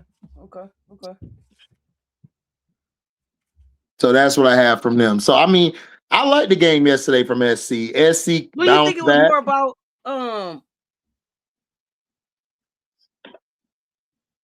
was this more about Vandy's inexperience or just who South Carolina is?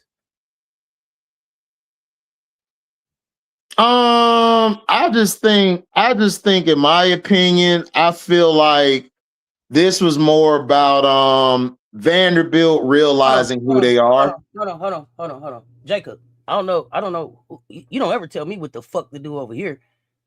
And JuJu, if you sent that motherfucker over here to cape for you, get your motherfucking people. I don't fuck around, Jacob. You don't tell me what the fuck to do on my platform. I said what the fuck I said and I meant it. You run that shit over there where the fuck you be at. Motherfucker came in my chat on some other shit. You don't tell me a motherfucking thing to do over here. You got your motherfucking people confused. JuJu, you better get your people. I don't fuck around like that. Now you over there feeling brave because you over there at HD chat. You know what it is over here. Stay the fuck from around here. I done told your disrespectful punk ass that shit before. Stay where the fuck you at. Don't come Captain Saving no motherfucking body over here telling me any motherfucking thing to do on anything to say. Cess Talk Sports. You understand? See, it's that simple shit. I'm not your normal content creator. I told you before, I ain't for everybody and I ain't for you. And I told you to stay the fuck away from here. That you came over here feeling brave like you could slip in here and say some shit up under HD name. I see that fuck shit and I'm gonna deal with it every fucking time. Now I done told you about. Hey, I done told all y'all. I'm on demon time around this bitch. Now I be keeping I ain't releasing no goons, but it's goons around this bitch. I can send my people. Goddammit. What y'all want to do? Ask about me in this motherfucker. You gonna come over here talking about chill out on auntie. I say what the fuck I say on my motherfucking platform. She came in this bitch trying to say some shit that wasn't what the fuck we was talking about. Puffing her chest out about some shit for next season. Y'all motherfuckers got me confused, goddammit. But auntie, weren't they ranked early this season? Yeah, I got me fucked up. I see you. Weren't they ranked in the top 10? You know, I'll call for the goddamn big Dracos around this bitch. I'm asking, weren't they ranked this season? Yeah, they was ranked at one point, and then so they ain't. what we talking about? No, ain't no, right you don't get no pass. I'm on some shit about a motherfucker trying to tell me what to do on my goddamn platform. That's what the fuck I'm on. So if you sit that motherfucker over here to save you, let me know. Cause see, I've been being nice. I've been staying where the fuck I'm at. What y'all want to do? I done told y'all, Rooter, you ain't typing no more. Where you at? Man, like I said, y'all been over there. See, I'm gonna get real live. Motherfuckers sending messages to other motherfuckers on my platform. You got my goddamn number. Get at me. You don't got to send nobody. You got something to say to me, say it. But see, the problem is really y'all miss being in this motherfucker. Can't get enough of this bitch. That's why y'all still lurking and watching, sending messages to other motherfuckers, trying to pop up on other motherfuckers' platforms and send messages. Y'all know what it is. It's still Gamecocks on this motherfucker. Man, y'all was ranked early in the season, man. I don't want to hear that bullshit. y'all was ranked. Y'all was ranking. Now y'all trying to talk about take it easy. We ain't finna take shit easy. F that. They playing like y'all shit. Y'all sitting up having whole lives talking about what y'all can't say over here. Y'all sitting up having whole discussions on lives about what the fuck y'all can't do because Cess Talk Sports won't let you. What the fuck is you worried about what we doing over here for? If we dismissed your lame ass, keep your lame ass where you at. And the funny thing is, all you lame motherfuckers grouped up together on the same fucking lame ass channel talking that lame shit. Pull up. I done dropped the link 100 motherfucking times. Ain't none of you motherfuckers hit the link. But y'all making fake pages and shit to be able to get at a motherfucker. Hit the link, motherfucker. I'm through playing. I done told y'all.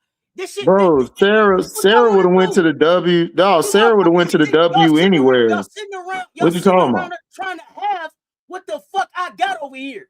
You can't. No matter what the fuck you call it. No matter how many hats you put on. No matter how many times you try to do what I do. You can't. You want my spot flash? You want my spot flash? You ain't gonna get it. Because you ain't got it. Keep playing. Keep playing. I done told y'all. I ain't for everybody. Stay the fuck where you at. Bro, Sarah. No, you good. You good. No, you good. Sarah Williams is gonna go to the WNBA regardless of where she went, dog. Sarah Williams is that talented. She was gonna go to the W off of playing in Wisconsin. She just went to UConn because she wanted to try to have a chance at a chip. That's all. She was already ranked in the top 10, top 8 in the draft going in. So she didn't need UConn for that. I'm just being real, not dissing UConn, so nobody get in their feelings, but she was still going to she still was going to get to the draft, bro. That's how talented Sarah Williams is. I think she was Big Ten Defensive Player of the Year. So she was going to go anyway, you know? So, I mean, she didn't need UConn for that. She's going to UConn so she can win the Natty. And that was a smart decision. I mean, yeah. Thanks for the 1999 super chat, Black and White. Appreciate y'all. I got Auntie in the SEC too. You know what I'm saying? They see potential in Southern Cal. I mean, bro, they see potential in UConn players. Nobody didn't say that. Sarah Williams was touted to be the best big coming out to the draft, or second best big. What are you talking about? She didn't need to go to UConn to get potentially looked at. No, people was like, we'll draft Sarah.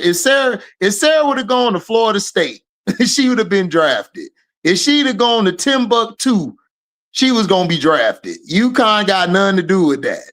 She just going there to win a chip because she's had a successful college career.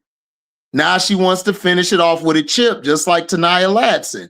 Latson could have gone to the draft at Florida State. Like, what are you talking about? It's like, well, we got to be for real. You know what I'm saying?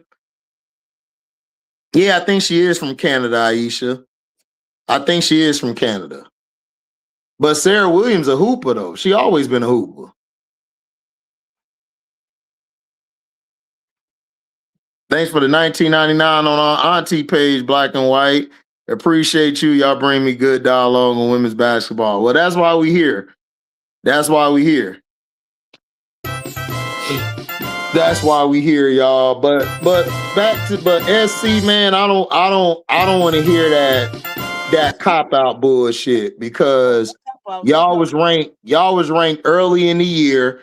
Y'all should have been in the top 15. I don't care. Without JuJu, y'all are that talented. I don't want to hear that. I don't want to hear that shit, bro. I don't want to hear it, because y'all not going to get that same bullshit. Y'all not going to get that same excuse to any other team if they not doing good. So, like, stop it. Stop it. So, like, stop it. Thanks for the $2 super chat, S. Dot. Coach G is a horrible coach. We know that. Coach G been a terrible coach, so I don't understand what people talking about. Like, what are you talking about? Coach G's horrible. Like, Coach G is terrible, yo. I mean, I don't understand what the love for her is. I've never liked her. I think she's vastly overrated. I'm just being real. Like, I don't get it. I don't get the glazing of her. Nah, she's from New York. Aisha. She's from New York. She's not from Canada, unless she was raised there. Oh yeah, she moved to Toronto. So yeah, she's from Canada, but she was born in the US. But she's from Canada though. Yeah, thanks, Mondo. Yeah. She moved to Canada after she was born. So she's from Canada, but she was born in New York, but she's from Canada.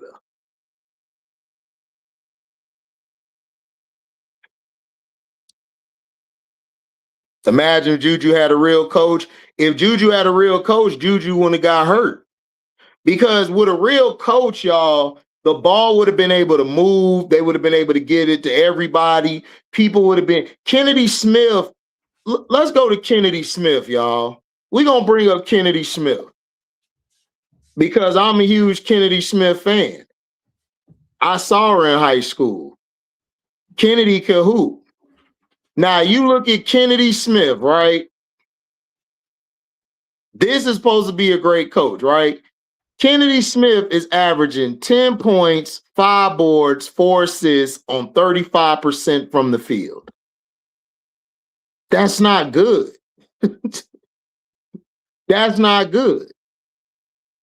And again, if you're such a great coach, why isn't Kennedy? When I watch Kennedy is taking some of the ugliest and toughest shots I've ever seen. If you're a great coach, your job is to get the ball to your players where they can get a good shot off. She don't even do that for her. She don't do that for her. So I just don't understand. I don't understand what y'all mean by this. Is she should not even have gotten a extension. And then Kennedy got 7 turnovers in the Michigan State loss, 8 turnovers in the Michigan loss. Why does she have high turnover rates? Because it's a lot of one-on-one basketball. It's not enough ball movement. The whole lane is clogged. So I'm just saying, if she's such a great coach and she got a great coaching staff, why are they having this problem with the talent they got? I don't understand it. I don't understand it. That's mind-boggling to me. And I'm not finna give you a pass on being a terrible coach. Because when Don Staley do something bad, y'all ready to hop on her head. Kim do something bad, y'all ready to hop on her head. Gino, it's crazy. Thanks for the $25 super chat, Philip Harris. Great and real content as always. Gamecock stand up. Respect the covering all college women's b-ball. Oh, all day. Nephew, are you ready to go to the talk of the day? I can't wait for you to convince me on this one. Yeah. I went and got my popcorn. Yeah. Got my popcorn. You know which one we talking about? Mm-hmm. I sure do. So, what you told me today? I told you that Jada Richard is the second best PG in the country. And she's the second best PG because of her ability to make players around her better, even though she has 3 top players on her team.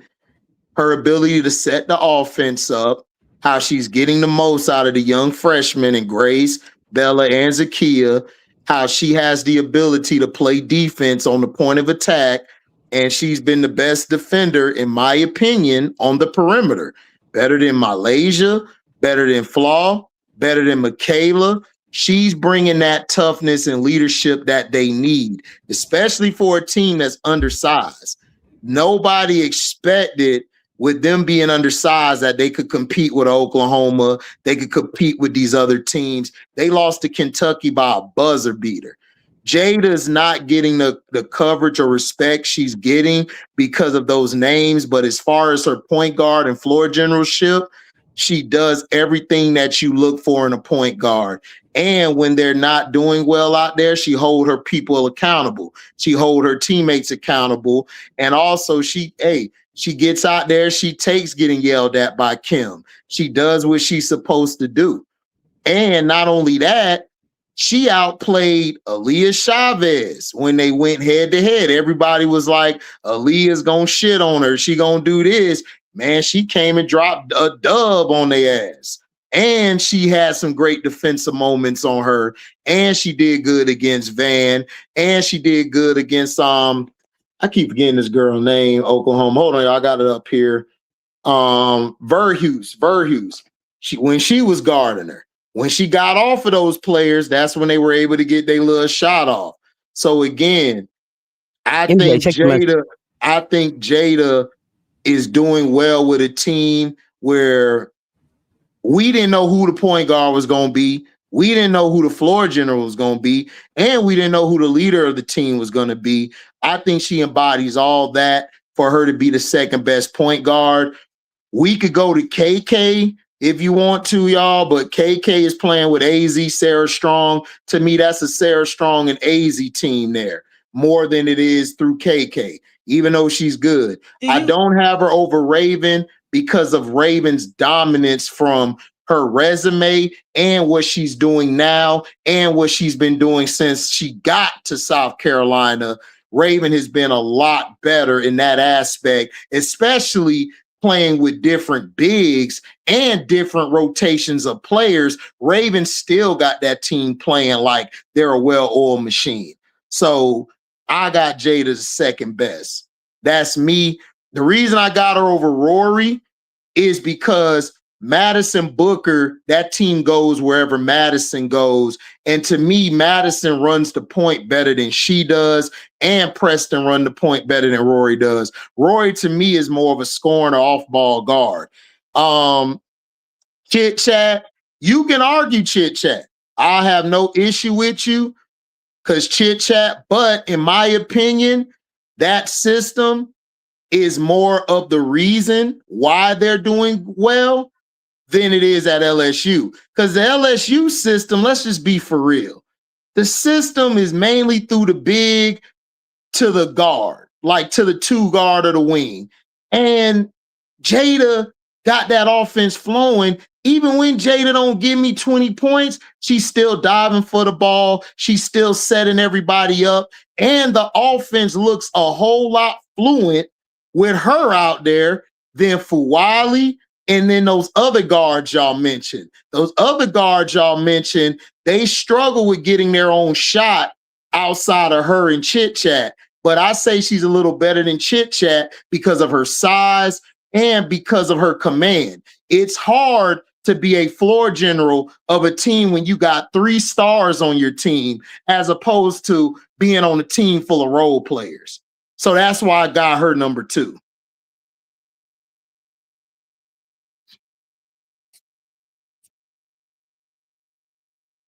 Yes, her midi game, very underrated.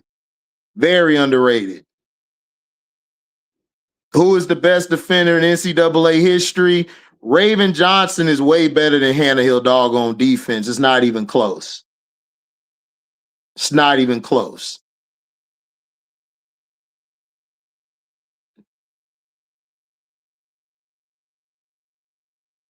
Jada's nice, but here's the thing with Jada.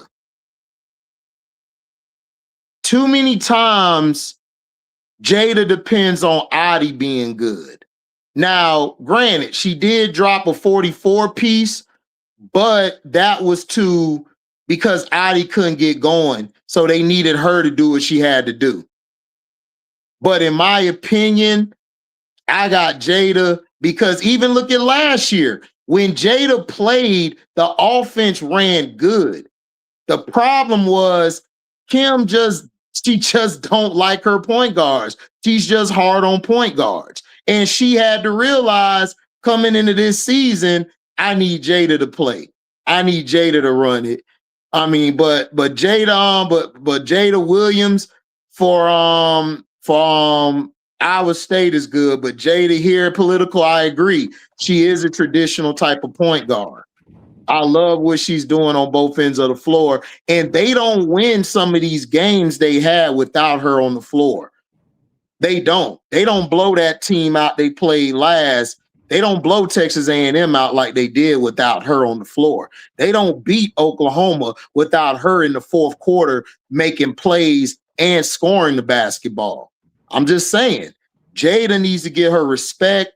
And I think a lot of people don't respect her or even give her a look at because you got Fuwali, who's a dynamic talent. Talent still need to see more for me to make her a dynamic player. You got Flau'jae, who has played better than I expected this year thus far. And MK Dub is the most skilled player on the team. So for her to take the lead how she does and get that team going with those players on the team needs to be looked at and needs to be credited. That's my opinion.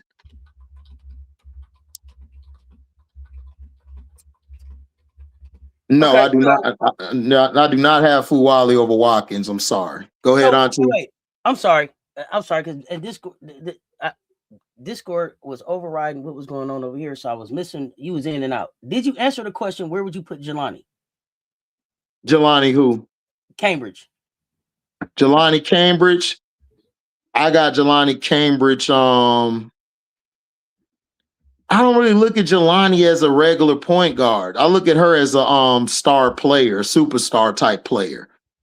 So as a player, I got her like I said, she's in my top 5 best players this year I've watched and who I think is out there. As far as point guard, okay, I would put her around like as just being a point guard. I put her around 6 or 7. I got KK over her at point guard. I got Jada up there at Iowa State over her as a point guard. But I got Jelani Cambridge better than them as a player. Okay.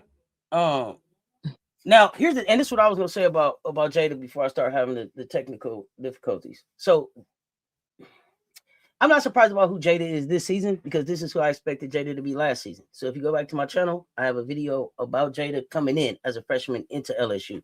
I expected her to be the point guard last year. So I was a little surprised that she wasn't. And then I was even more surprised that she really didn't get run last year. So who she is right now is definitely who I thought she could be. I think that she can grow to be one of the best point guards to play the game, but I think that there's still just a lot of there's a lot of things that she still has to prove on a winning standpoint. Skill set is there, leading, finishing, completing, taking the team to the at least to a SEC championship, something like that. I think is kind of what I want to see, or at least get into some of those big games. I want to see some more big games from her before I crown her that. But I understand where you're going with it. Where do you have like the Rorys? I don't know if you talked about this because I was going in and out. Where do you have like Rory? Who are some of these other point guards that they talk about that are on the list before Raven? Rory, Kiki Rice, some of these point guards. Where you got them at? I got Rory is at number 5, Kiki's at 4, KK Arnold is at 3, Jada's at 2, and then Raven at 1 for this year. Okay. And this is just based on what you've seen out of them this year. This isn't you're not looking at what Rory's done in other years. This is just based on what we've seen from them this year. I want to make sure. I mean, career-wise, Rory. See, here's the thing. Rory to me is more of a combo type of guard, more scoring than like running the offense well. I think she's better when she plays off of Madison, when Madison's running the offense, because she can get that midi going and she has a good step to the basket and she could finish with either hand. I just think in that system, you don't know how great Rory can be because that system is so old. And to me, Preston looks better at the point, in my opinion, than when Rory was at the point in all her years, because Preston is actually running the point from a traditional standpoint. Whereas Rory, to me, is a new type of point guard where she could score and she could facilitate, and her defense is also underrated as well. So I blame that system for why I don't see the best out of Rory. That's to me. Okay. Hannah? Do you have Hannah in this conversation anywhere? Hannah's in my top 10, but as far as player-wise, Hannah's not really a point guard to me. Hannah's more of a scoring guard, and then she facilitates second. But she's a playmaker. She's a solid playmaker, but she's more of a like I said, a scoring guard. But that's what she has to be for that team to even have a chance. And then Tony Morgan, what do you think about Tony? Tony's nice, but she's kind of been off lately. And they dropped some games that I feel like she could have played better from a point guardship, in my opinion.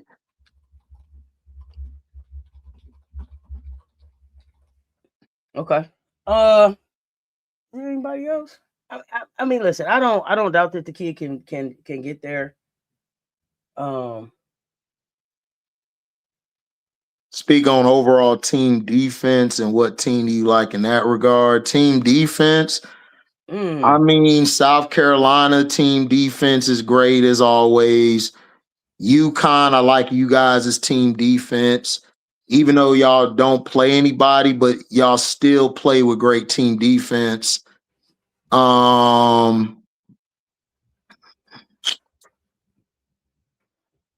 would say y'all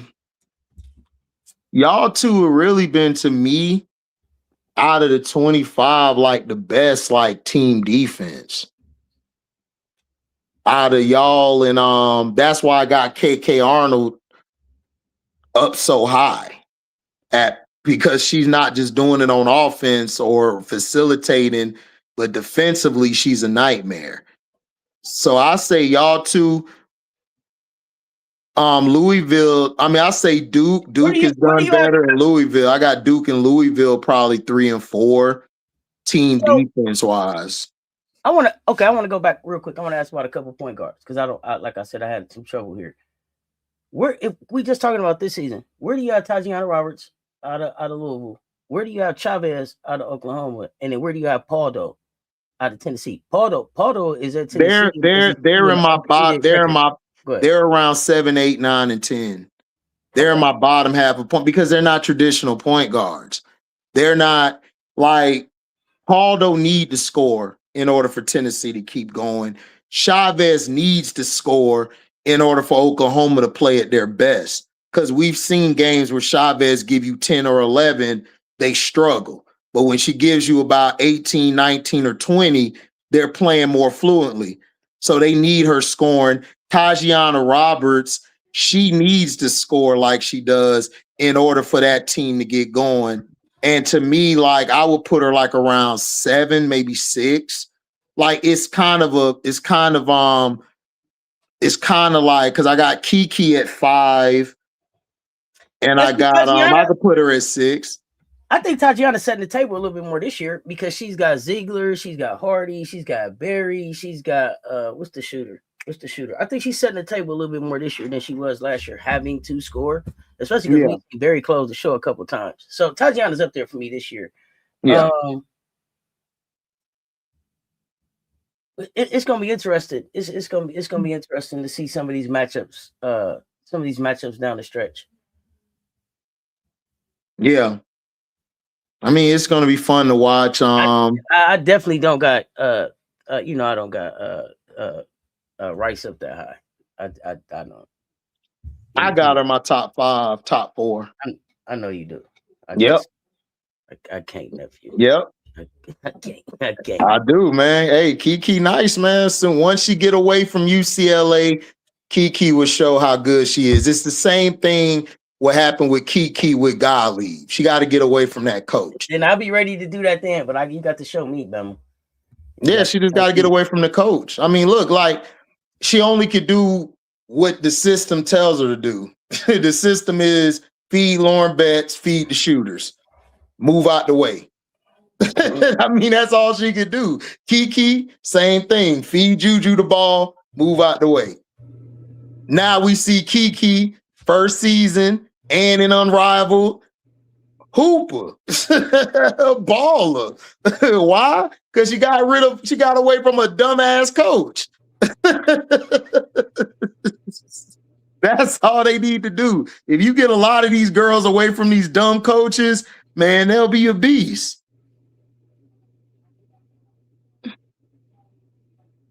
Just saying. I'm gonna have to give it to them when they show me. Just like I had to come back and get Kiki Ola. I don't mind coming back and saying I was wrong, but they're gonna have to prove it to me first. Yeah. I don't see it. I don't see it. I definitely don't have Olivia Miles in my top 5 at all. Olivia's not in my top 10. I don't have her over Talia Scott. I don't have her over Jada Richard. Not on the college level or the W level. I don't think that she doesn't do enough on both sides of the ball for me. I mean, look, I don't know. Olivia Miles she's only going to do well if she's playing next to somebody like a Hannah or a Tajana or a Kiki or somebody who could take the ball and do some things with it. That's the only way she'll do well, because the way her game is set up, that team only is going to go as far as Suarez can make them go. If Suarez is all for those other players aren't making their shots, they're not going to win that game, because Olivia Miles is a transitional player. She got to get everything in transition. Everything got to be moving. But as soon as I slow you down and make you play defense as well, you're going to be a lost cause. And that's why, like, this year, like, she's not really aggressive. That's that system that HVL was in. She's more aggressive than Olivia. Olivia is more talented than her, but HVL is more aggressive. So that made TCU look a little bit better offensively than this year. Mm-hmm. That's the difference. So, and she's not really aggressive. So if those other players aren't stepping up, Like I said, I think Talia Scott gonna come in there and bust her ass. That's just me. I'm sorry. I don't have any faith in TCU. Okay. Washington beating up on Rutgers right now. My goodness. Oh, and JuJu is not Luka Doncic. No. At all. Goodness gracious. She actually plays defense. you got LSU with Florida tonight. You got LSU with Florida tonight. We should see a Jada Richard Liv McGill matchup. What are you thinking about that matchup? How you feeling about tonight's game for your team? Oh, I think LSU should win by 15. I think the freshman energy is going to take over the game. I think Jada's going to get everybody involved. I could see Malaysia going off tonight because Florida's not real good in transitional defense. And I can also see Flaw J going off as well. I don't think they have another guard that can really keep up with her. And Florida's not really tough on the inside. They're going to get dominated to me on the inside. Like I said, I think we win by 15. Got it. I think it'll be an interesting game. I think it's going to be an interesting game. Mm-hmm. It's going to be interesting. I mean, I just don't trust Florida coach. She looked like she finna go holler at an 8-ball or something. What in the what? I'm just saying, she looked like she party harder than all of us. I'm just saying. I don't know what my goodness, that is so say young blood. Hey. I dig that. That is something. I has a heck of a description on somebody. Auntie was like, wait a minute. Like, I'm telling you, if you pull her up a picture, she in the sweatshirt, she look like she dazed from it, boy. I'm not talking to this. I'm just saying. She looked like, hey, listen, F the X's and O's, where the 8 at? I ain't got time. I don't have time. I ain't gonna I'm just saying, man, look. I don't know where you get this stuff from. Hilarious. No, because see, what I do is I turn on the game, right? And I look at the sideline. If you watch the sideline, you will get more information from women than you do from men, because women, y'all will tell it how it is. Y'all just look at it like, that's that bullshit. But when she's speaking, she look like she is on cloud 20. She look like it. What? She look like it, but she be like, gotta do this, gotta do that. Like, her eyes is big. Wow. She got that smile, boy. Like, damn. You are hilarious. Go look at her. Listen, Liv be looking at her like she be trying to give a play. Liv, look at the team. All right, we're going to run this. I'm going to get down here. You come off with a curl and backdoor me or give it to her. Let's run it. Man, they don't listen to this damn coach, dog. This coach look, if you want a picture of a coach that you don't pay attention to, go look at her. Man, I swear, go look at her. She a trip. I gotta, man. I'm gonna watch this game now, and I hope I can unsee what you said. I'm definitely watching the game. I'm definitely watching the game. You gonna watch the game? You gonna be like, I told the fam that I would be up live for him for that one. I want to see this matchup. What you got up for the rest of the day, nephew? We finna watch Unrivaled tonight. Probably some other hoop. It was some good games yesterday. Can't wait for tonight to see. Man, they've been roasting Rachel Banham and Rebecca Allen, boy. Man, they need to stay off the internet, boy. It's kind of bad for them. It's been a little rough. been a little rough. It's been bad, boy. So, Did you see the last game? Did you see the last game with Skylar? Hey, listen, Skylar coming on. Skylar's coming on. I told y'all Skylar gonna be the one to make some noise. Skylar gonna be the one to make some noise. Rachel was open. She was like, let me get the ball. Skylar said, hell no. Aaliyah. Hey.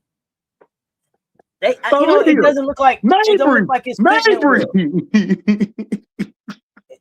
it may not be working for them. It may not be working for them. It ain't for everybody. But Auntie, I understand that, but dog, all we heard, me, you, political, everybody, she called out her teammates and she got vilified for it. Now you got people like, damn, I think I was wrong about Angel. She kind of is right. Yeah, I mean, you got the thing with Angel is more, I think it was that she called it out. She said what people didn't want to say. That made people uncomfortable, but it had to be said. I'm just saying, I don't know. I react differently. If my leader talks about how we need to play better, I take offense and want to get better.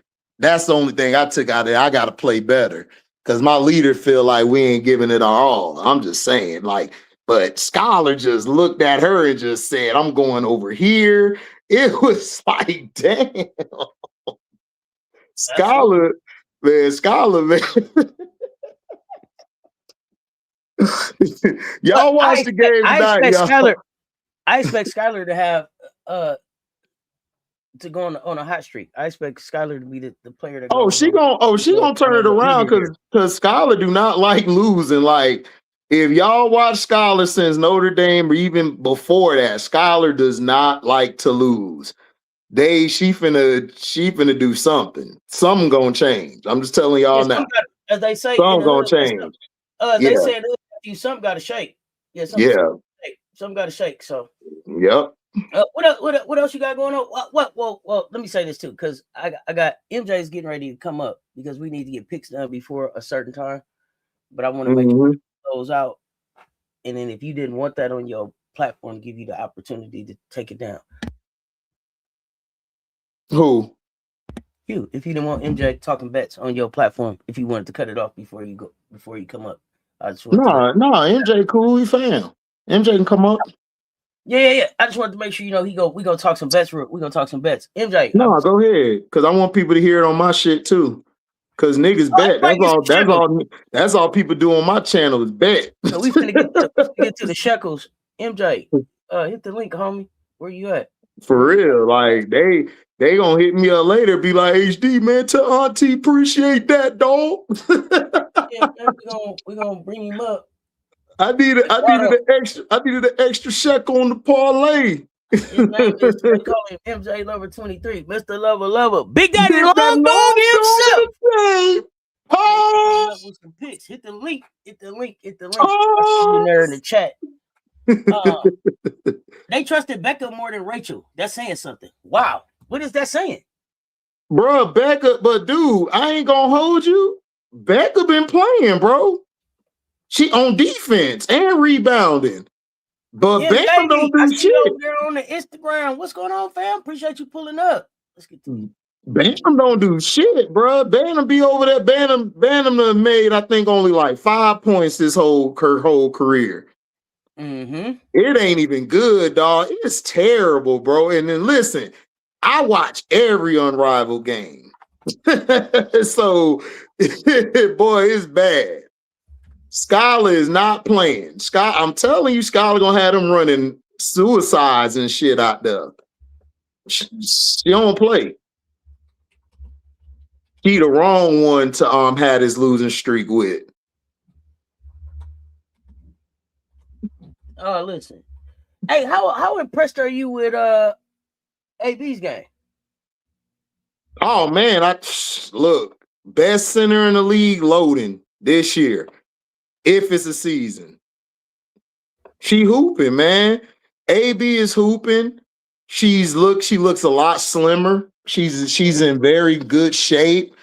And I'm liking the combination between her and Kiki. Her and Kiki, Yeah, to me, I thought it was gonna be awkward, but here she is. It's working. man, to me, I think they're the two best bigs right now in the league, Auntie. I got AB1, I got Kiki too. Everybody else to me has been way below them, honestly. Yeah, Jonquel got some work to do. Jonquel Yeah, Jonquel got to work. Got some work to do. She got some work to do. She got some work to do. Why Big facts. facts. So long to play a complete game? Because they're a brand new team building, like Don told you. One returning starter, 4 new people in different spots.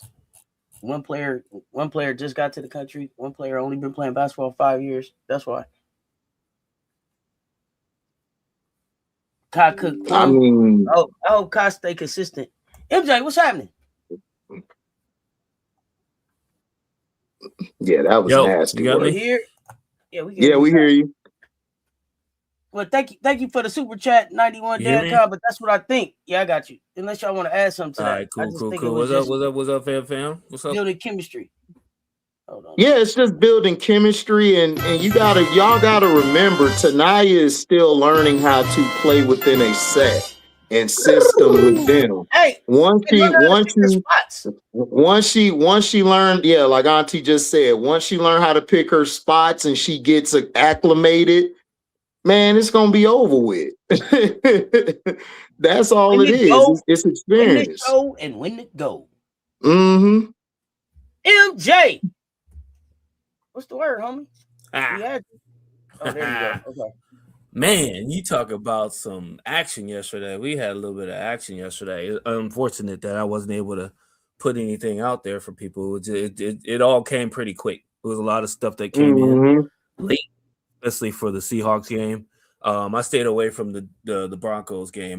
They said snow, thank you. That hurricanes. And I was like, yeah, nah, son. Yeah, smart. That was smart, MJ. Well, it wasn't a lot, right? It wasn't a lot. I mean, there was you can gamble on the replacement quarterback to see if he was going to do something, right? But no, it's the championship game. The weather is terrible. You don't even know where you are on the field. You can barely walk and chew gum out there with all that snow running around there, and you expect the game's going to be somewhere in the mid 20s, low 30s. No. I'm like my boy Scrub said, I ain't never trusted a nigga that ain't Stidham. Yeah. I never trusted a nigga that Stidham. My boy said Patriots in 5. Patriots in 5. MJ, we did the show in the beginning. He was like, I don't care if it's Stidham, Patriots in 5. 5. Yeah, I wasn't betting against them. I wasn't betting against the Patriots. I mean, me and Cess was going back and forth about the running backs, I think. But even then, it was like, not with that weather. I'm like, not with that weather. No, I mean, that's a running game. But even then, I mean, the footwork and I mean, defense. Broncos defense is top notch. I mean, they ain't trying to give up nothing. Yeah. So I mean, they just couldn't get anything on there. I told people that, MJ, everybody looked at me like, man, oh no. I'm like, the Broncos still got a defense. Exactly. All right. Yeah, they still got a defense. But let's get to what was the over on that? The over, what was the total was 37.5 or something? What was that? Yeah, I think so. I think it was 30. Let's get into the ladder, MJ. Let's get into the ladder. Ladder. Oh man. Okay, so here's the thing. Here's the thing, y'all. I'm giving y'all kind of a precursor because I know that some people aren't in the mansion, so they don't get the benefits of all the picks that we put in there. But the ladder picks is something that we're putting out for people for whenever, if you're around and we're doing ladder picks, definitely want to pay attention, and we want you to participate too, right? Because there's actually people that know stuff that we don't know. right? I mean, even with South Carolina Gamecocks games, we got people on the ground telling us different stuff that nobody knows about, right? So we're always willing to listen and find out what's going on. So that's not a problem for us. Now, with that said, the way that the ladder works out, we have a 5-day ladder challenge, right? And we take we take 2 picks, maybe even 3 picks, depending on how I feel on that day, and then we'll run them. We run them. You can put 10 shekels on it, you can put 20 shekels on it, you can put 1 shekel on it. Whatever you want to do. But at the end of the day, you should be doubled, right? You should at least double the shekels that you put on initially. You can put 10 cents on it. You can put 10 cents on it. Put 10 cents on it if they let you do it. You move that decimal how you want to move that decimal, how it worked for you, because this is all for education, entertainment, information purposes only. Right. See, exactly. See. All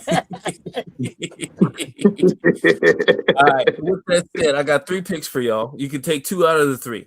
I'm not going to tell you which ones you want to pick. It's totally up to you. If you feel it, you feel it. The first 2 that I put up there are mostly those are the ones that I'm going to go with. I may add a second one I may add a third one on a second ticket. I'm not sure. We'll find out. Amen Thomas for Houston Rockets.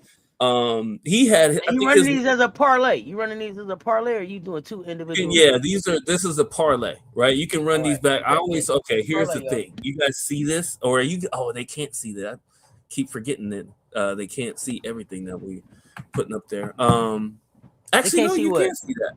No, they can't see that. So I put 3 guidelines underneath the ladder challenge, right? Because we do a 5-day, but if you feel frisky and you get to the 6th day, then you can see what the total should be from day 6 to day 10. That's what it looks like, right? So if you're paying attention, if you're taking what you earn and then turning that around and putting it back into the ladder, by day 6 you should be playing with somebody else's money. And I'll explain that later if you guys don't get it. Now, Amen Thompson, I think his line is at 7.5 now. You probably can't get it at 6.5 unless you move the line down. The odds won't be as good because they every once in a while, first thing in the morning when they put the lines out, they don't always have all the information either. They don't know somebody missed practice. They don't know if they, Thompson might have tweaked the oblique or something during practice, but he's going to be game time decision. All that stuff factors in for later on, and that's why they actually put the number up, because he's going to be solid.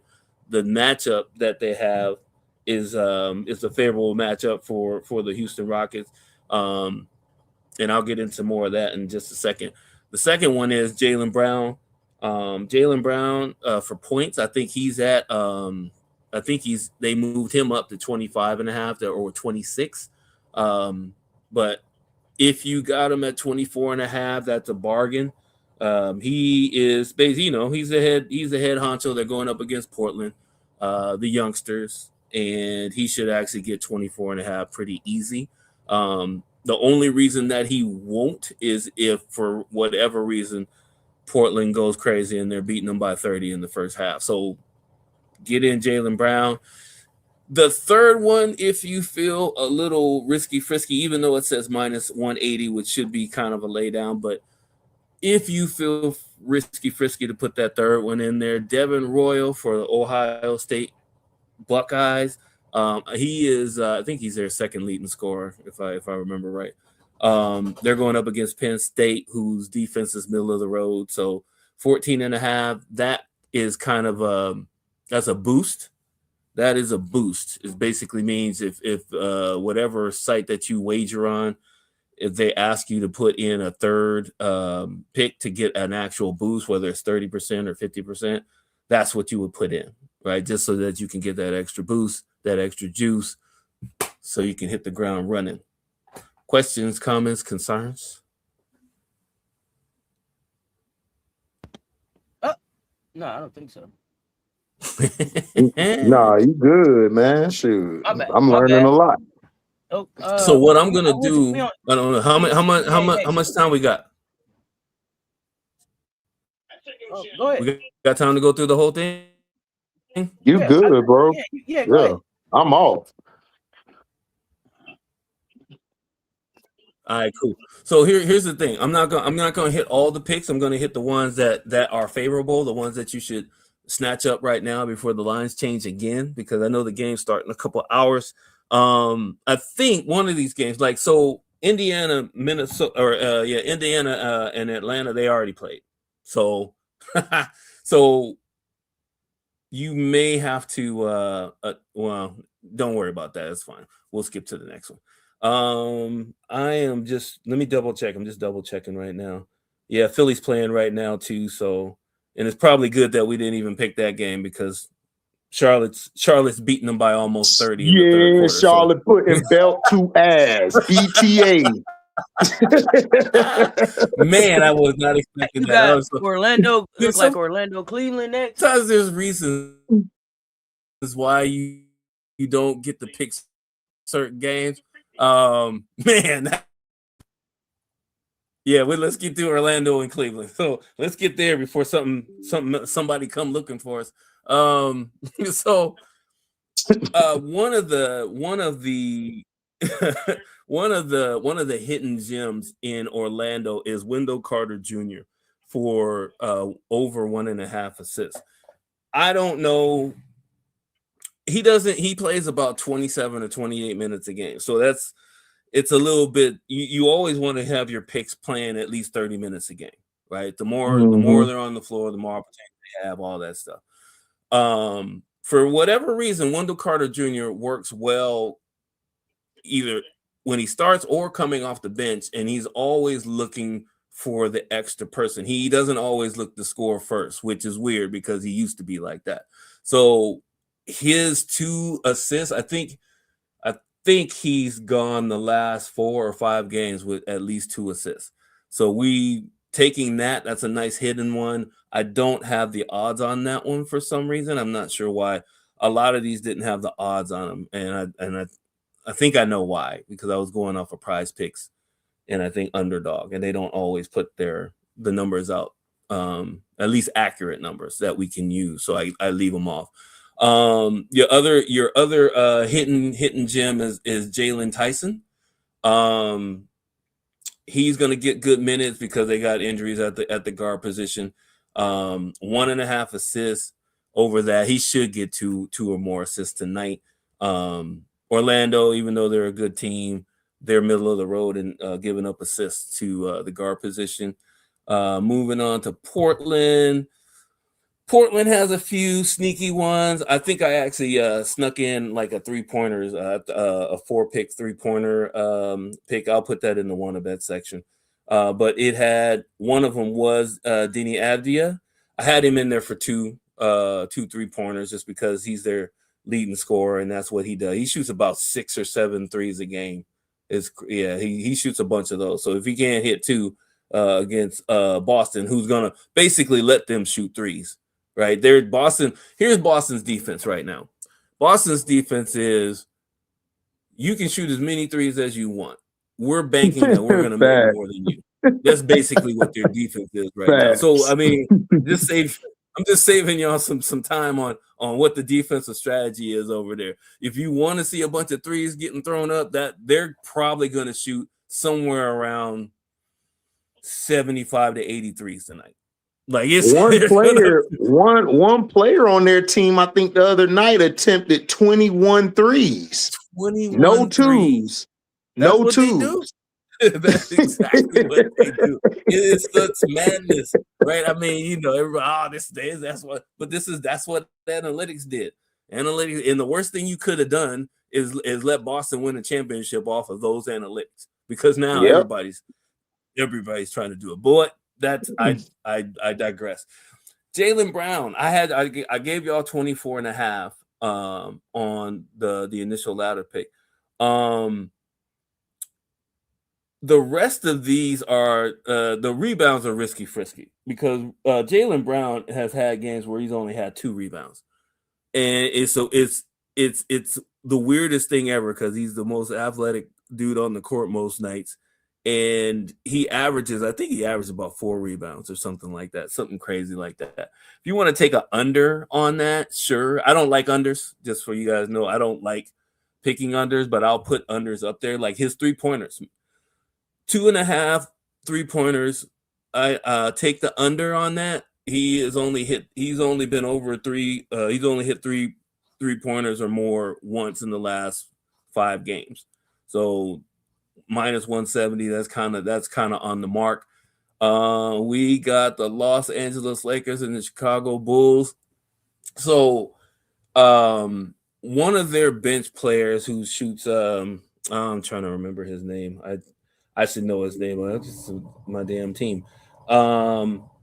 They are not playing tonight, I think, or he's a game time decision. But Rui should get some more time. Oh, Jake LaRavia. So if Jake LaRavia doesn't play or he's hampered by whatever reason, Rui's going to get some more time. If you want to take Rui for 1 3-pointer or more in that game, he should get that easy. He's going to get at least 3 or 4 3-point shots from the corner, just because that's what LeBron and Luka basically push him to. So he should get that because they're basically going to leave him open until he hits one. Once he hits one, then they'll start guarding him and all that stuff happens. So that one's a good pick. Vucevic for 7.5 rebounds. He should get that. Vucevic used to be a 20 and 10 guy. I don't know what happened to him. What is it? Josh Giddey? Playing outside.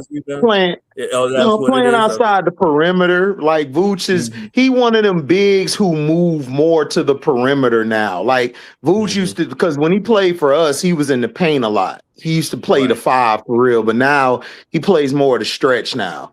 So he don't really be down there as much. And then Giddey, like to your point, Giddey has been taking some of his rebounds too. Yeah, Giddey ain't bad, man. You know, see, after he got in trouble, boy, he put his head down and started playing some ball. I gotta give him some credit on that. I don't know if he has 18 and older, Giddey. 18 and older, Giddey, but we good. Go ahead. Really? All right, Giddey, do your thing. Josh Giddey. Josh Giddey. Hey. Man, that boy there. He dodged one, boy. I'm not getting into that. Right. That's a good one. All right, Memphis and Houston. I put Cedric Coward on here.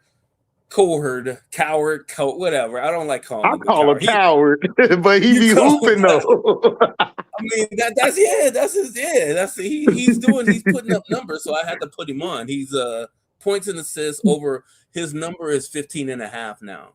But if you can get it down to 14.5, take that extra half point, man. I tell you, boy, Vegas makes millions off of that little 0.5. I'm telling you, whenever you can that move down a little bit without losing too much juice, you got to do it. So, but I got it at 14.5, and there's a few options. Like we already got Thompson, but Kevin Durant against Memphis. Memphis, you know, they need not a whole lot of people can guard Kevin Durant anyway, and they're at home, so 24.5. He should be able to get that on them. But if you want a little bit of risky frisky, you can go over there to Reed Shepherd, Mr. Shepherd, and take him for 3 3-pointers. Plus 132 is really good number for him because that's all he shoots is threes, right? So, and he gets a lot of them. There's a lot of cats on the team that can knock him down. So that's a sneaky one for the people that don't know. And last but not least for the NBA, we got the Golden State Warriors going up against the Minnesota Timberwolves. Nation. This is something. It's a weird. It's weird. I know Butler's out for the season, but here's the thing. There's so and we have a resident Golden State Warriors fan on the line here, so I'm quite sure they will interject with any type of insight that we would need for this game. I was able to pull out Podziemski. I always pronounce his name wrong. Podziemski. I don't know. whatever. Just call them pods. Just call them pods. Krasinski? Pods. Yeah, pods. We call them pods. 8.5 rebounds. 8.5 rebounds and assists. Take the over on that. He's gonna get work, right? I mean, he's gonna get basically, he's gonna play full starter minutes. I don't see anybody else taking minutes away from him. They're running a small lineup right now, but they're still competing with a lot of teams, even with the injuries and the mismanagement of certain players. And the one thing that you won't see, and I know people want to see it when they go off of these things, that they want to see Curry, right? You want to see Curry. How many threes is he going to hit? How many points he's going to have? You know what? You can't bet on Curry consistently. You can't, because he's trying to win, right? So it doesn't matter. There'll be nights where he only has 17, 18 points and they win by 5 or 6. Then there's other nights where it's like, all right, I gotta save this team. Then he has 7 threes and he ends up with 39, right? So you don't know with Steph when he doesn't have a full lineup. You would think that he would score a whole lot, but that's not always the case. So that you have to go to Krasinski and on the flip side, Dante DiVincenzo. What there's not on the betting side is the over under on how many fights he's going to try to start against the about five. I got 5. 2.5, but I'll take the over. Man, DiVincenzo light skinned, y'all. He not Italian. Yeah. I was like, man, so how is he Italian? But he's a redhead, isn't he? Okay. Yeah. Yeah, you're right. Yeah. The 10.5 for DiVincenzo. DiVincenzo is that's a risky frisky. He can get that easily if he's in the flow of the game. And then there's other times where, he may not have the focus that he needs, but you would imagine he will against Golden State. But his points have been up and down too. When I looked at the research, I didn't want to put him on for like points and assists, because some games he doesn't pass. He's red bow. Yeah, right. But 10.5 if you want to get risky frisky, with the 3-point shooting and some players that are the 3rd and 4th and 5th option, then that's a good pick. You can put on a 2nd or 3rd ticket and see if you can turn a few shekels into 1,000. Questions? Anybody? Comments? Concerns? Anybody? Nope. All right. So we got 3. I actually highlighted 3 men's college basketball games. One of the easier picks is always, take Duke for the win. But even then, Duke's number 5, and they had an ugly loss. I can't remember who it was against though, but they had an ugly loss not too long ago. So I'm not picking over and under on any of those or on any of these games. It has them at minus 8.5. No, I'm not even trying. Not even the total. But one of the risky frisky ones here is Cameron Boozer. Cameron Boozer, son of Carlos Boozer, definitely a first, possibly lotto pick, depending on how many Euros they draft this year. Yeah, 3.5. Take the over on the assists on the 3.5, because they got shooters. Duke does have some shooters over there, so yeah, he can pick up a couple of assists just off of the 3-point shooters they have over there.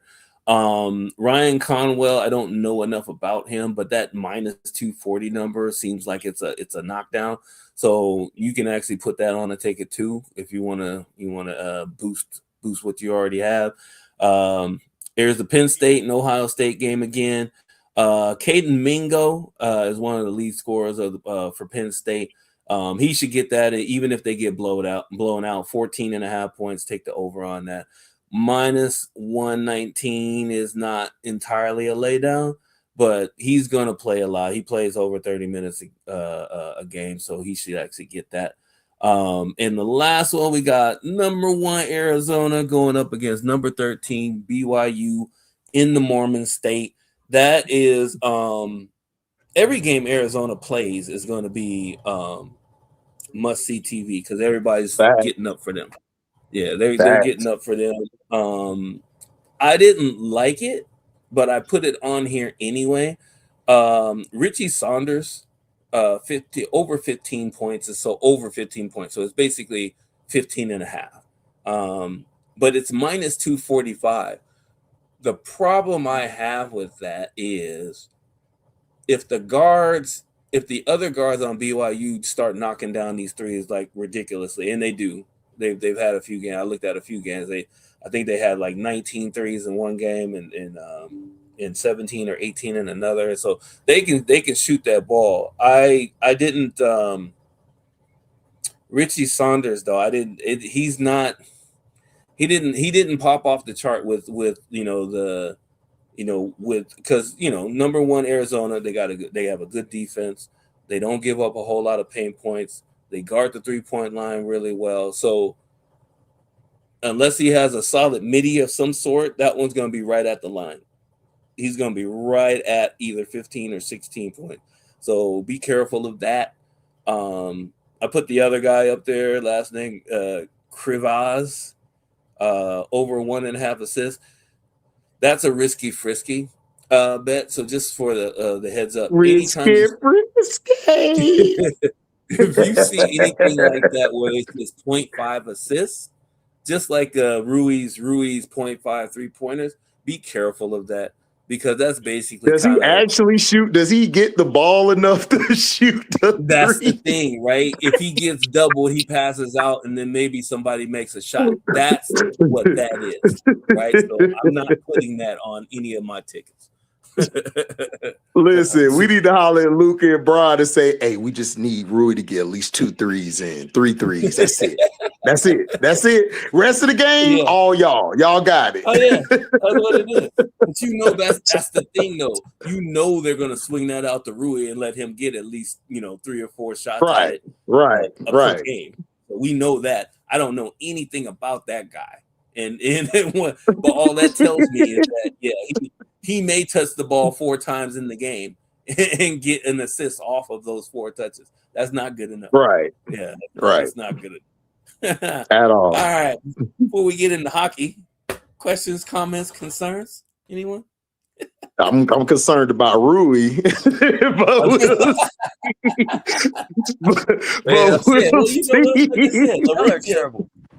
Laravia has had stints where he has actually played pretty well. Like at the beginning of the season, he was playing like crap because he didn't know where his spots were and all that stuff. But somewhere in the middle, when Luka was out, when LeBron went out, he started to find his shot, driving to the hole. Midi was hitting. He was doing well. He had a nice little week where he was doing well. So it's cool because Rui and him are interchangeable, right? Neither one of them played well. Hardly anybody on Lakers play defense except for Marcus Smart, and even then he out there on 1.5 legs. Man, I call Marcus Smart just a try harder. He just tries. A try harder, yeah. He is a try harder at this point. He definitely does, right? He's grabbing, tugging on shirts. We know how when you go to back you grab the back of the jersey and pull him down a little bit. Like Erica Wheeler doing an Unrivaled.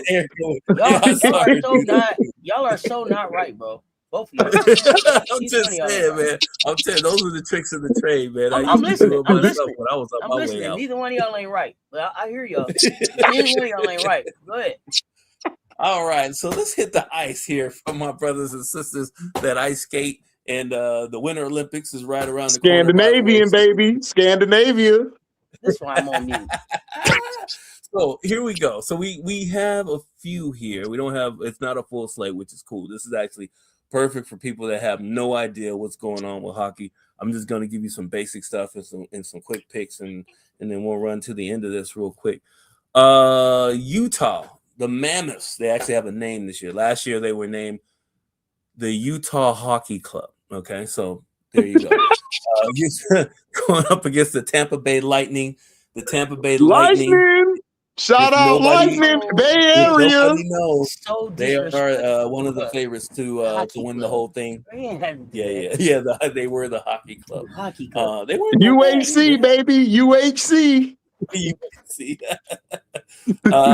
So here. This one is just points because I think because I know Utah's on a 5-game win streak. Tampa Bay lost the other night, but the Lightning are a better team than Utah. Brandon Hagel is most likely to get a point before Clayton Keller will. Clayton Keller is one of the best players on Utah's team, but Tampa Bay they're just a better team.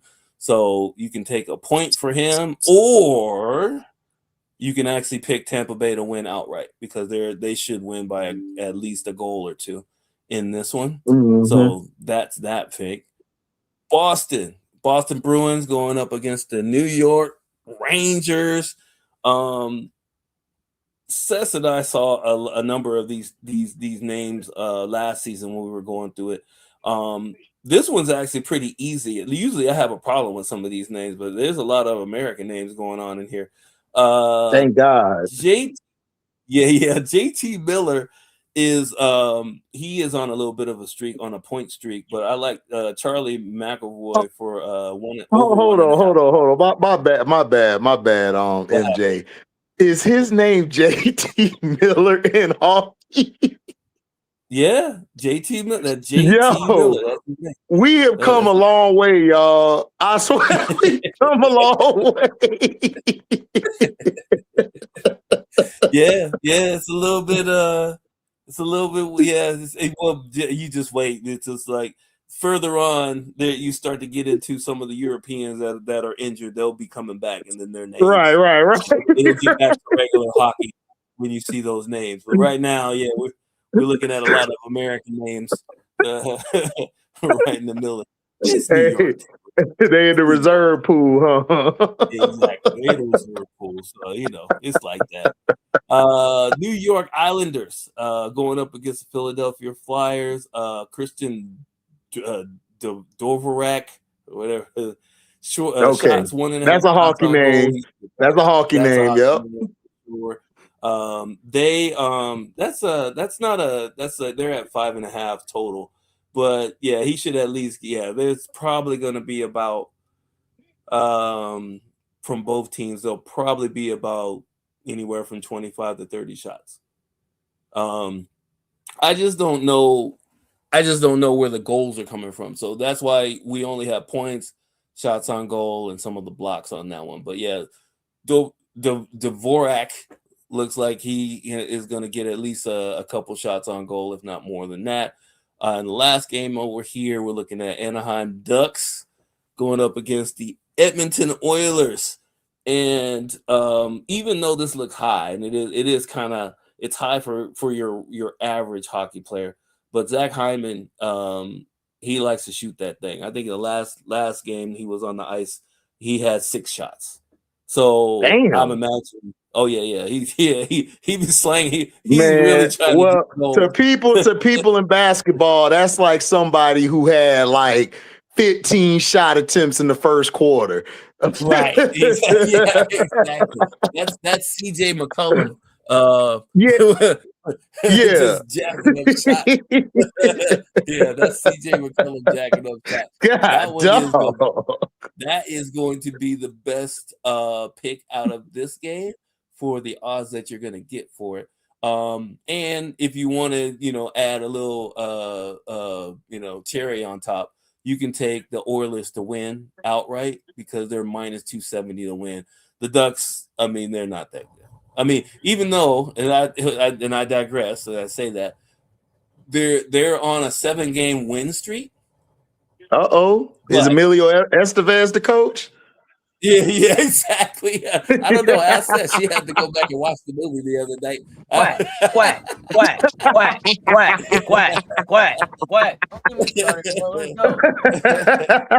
Yeah, but that was for the Oregon Ducks, not the Anaheim Ducks. So it was. Got you. They pulled off. If it looked like a duck and it walked like a duck, then what is it? Affleck. Is it that? Affleck. Yeah. All right. Questions, comments, and concerns, people. Just HD, can you wake up everybody for the people that fell asleep during the hockey portion of this? Hey, yo. You were rocking with your fam.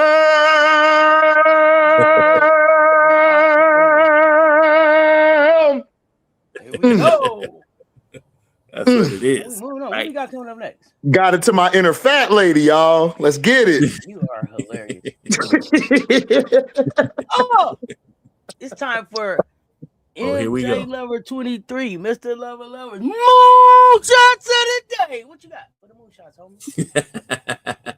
We got the moonshots of the day. We're looking at Richie Saunders for BYU. I mean, the moonshot, and I kind of talked about that before, right? I mean, if you feel comfortable with kind of a pick that's supposed to be a laydown, but it's not, cool. But if you want to take something like Clay Keller's kind of a moonshot going up against a good team. All he needs is a goal or an assist, and that's a point, and that's it. So you can take that. Man, he sound like he got a high score on his taxes and stuff, boy. God dang, Keller. I'm like, bro, I need you to help me with my taxes. Clayton Keller. It does sound like an accounting firm. It do. Like, I need some help, my brother. Clayton Keller. Oh, yeah. Yes, that's right. All right, so that's what we got next. Well, I mean, after a moonshot, what else is it to have? He shot. Big Daddy long dogs, extra long dog shots of the day, baby. Extra long dog shots of the day. What you got? Charles. We're gonna take somebody else from the Duke game. We want to take Isaiah Evans for over 11.5. There are 3 people on Duke that score in double figures, and he's the third one. So that the odds on him getting to that 12 points or more, I mean, it's a good number if he hits it, but it's an extra long dong shot. Losing Isaiah, y'all. Losing Isaiah. That's right. Yes. I'm making notes right here too, because I may do a same game parlay with all 3 of their top scorers hitting their numbers. So I might do it. We'll see. And for y'all players, after Keller dropped them 3s in your face, please holler at him about some of your taxes. He will help you out tremendously, expeditiously. The winner dimes. The winner dimes, baby. So we got most of these that I already hit on, but this is probably the winner dimes are okay. Just to give you guys the heads up for the people that don't know, the winner dimes are an alternative. You can actually take 1, 2, or even all 3 picks to the latter picks if you choose to do them. Like I said, I'm probably going to put Wendell Carter on a second or third ticket, just because that number is really consistent, and it'll actually give me the extra boost for adding that extra player that they want you to add. So for me, I'm going to do that, run it back with a single bet. The rest of them, Boozer, like I said, pretty solid. Brandon Hagel, one of the better players on the Tampa Bay Lightning team, should get a point tonight. But yeah, mix and match, pick and choose. Let us know how it goes. For the love of God, shop around for the best. Shop around for the best. All right, you gotta shop around, man. For the love of God, bro, shop around. Exactly. Yo, what's up, Dr. Truckenstein? I see you over here. Dr. Truckenstein. The linguistics. He's the one. Hey, HD. He when he's not on the road, he's the one that comes in and helps us with the hockey names. Oh, bet. Shout out to him with the logistics. Yeah. Because I ain't going to be able to help you with none of that. I'm finna give them some short names. Like, yo, that's Kudo and that's dope. That's dope. That's dope. He's ready to give out some nicknames. He ready to give out. Oh, yeah. Oh, yeah. TT. Orlando. Oh, yeah. Frank. Yeah. We don't call him Franz. We call him Frank. That's Frank and then Palito.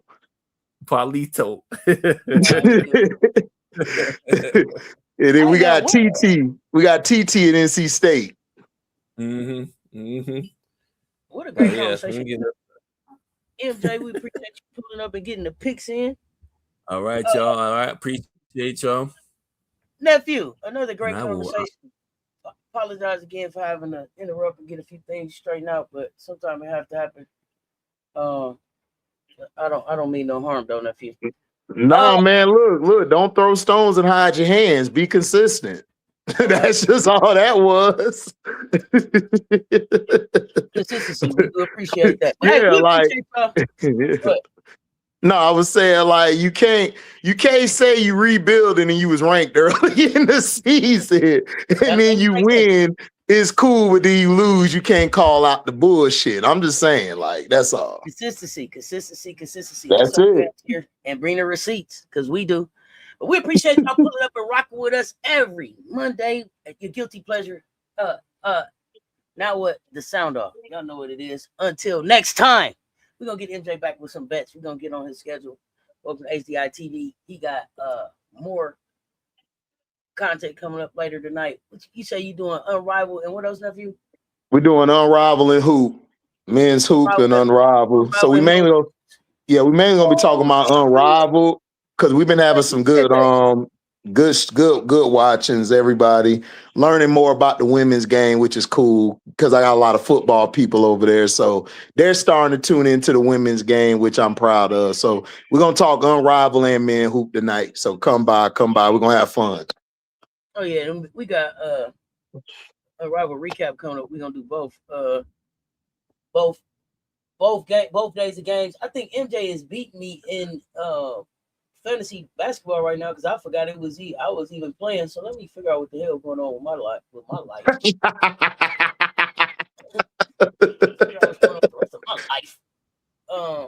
And get into this, man. So yeah, the Cess Sports NBA Fantasy League mid-season fantasy league kicked off. Today was our first day of games. I'm matched up with MJ first, getting a whooping right now. But I'm on the comeback now. I got Shea, I got Bridges, I got Barnes, Hungry, Sengun. We're gonna see what it do. See what my lineup do now.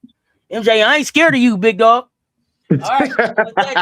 I auto draft and I auto draft 4 players that are out for the season, so you're good. You oh wow, that's crazy. Yeah, but you still beating me 61-7 right now, so it's a problem. I got to get some back right now, so I got to get. Yeah, I'm looking in the app right now. I am heated. I'm on my way into the mansion. Hey, we appreciate y'all for rocking with us. It's all love. Until next time, y'all know what it is. Y'all stay tuned. Talk soon. That's welcome to HDI TV. MJ Lover 23, Mr. Lover, Big Daddy Long Dong himself. It says talk. Pause.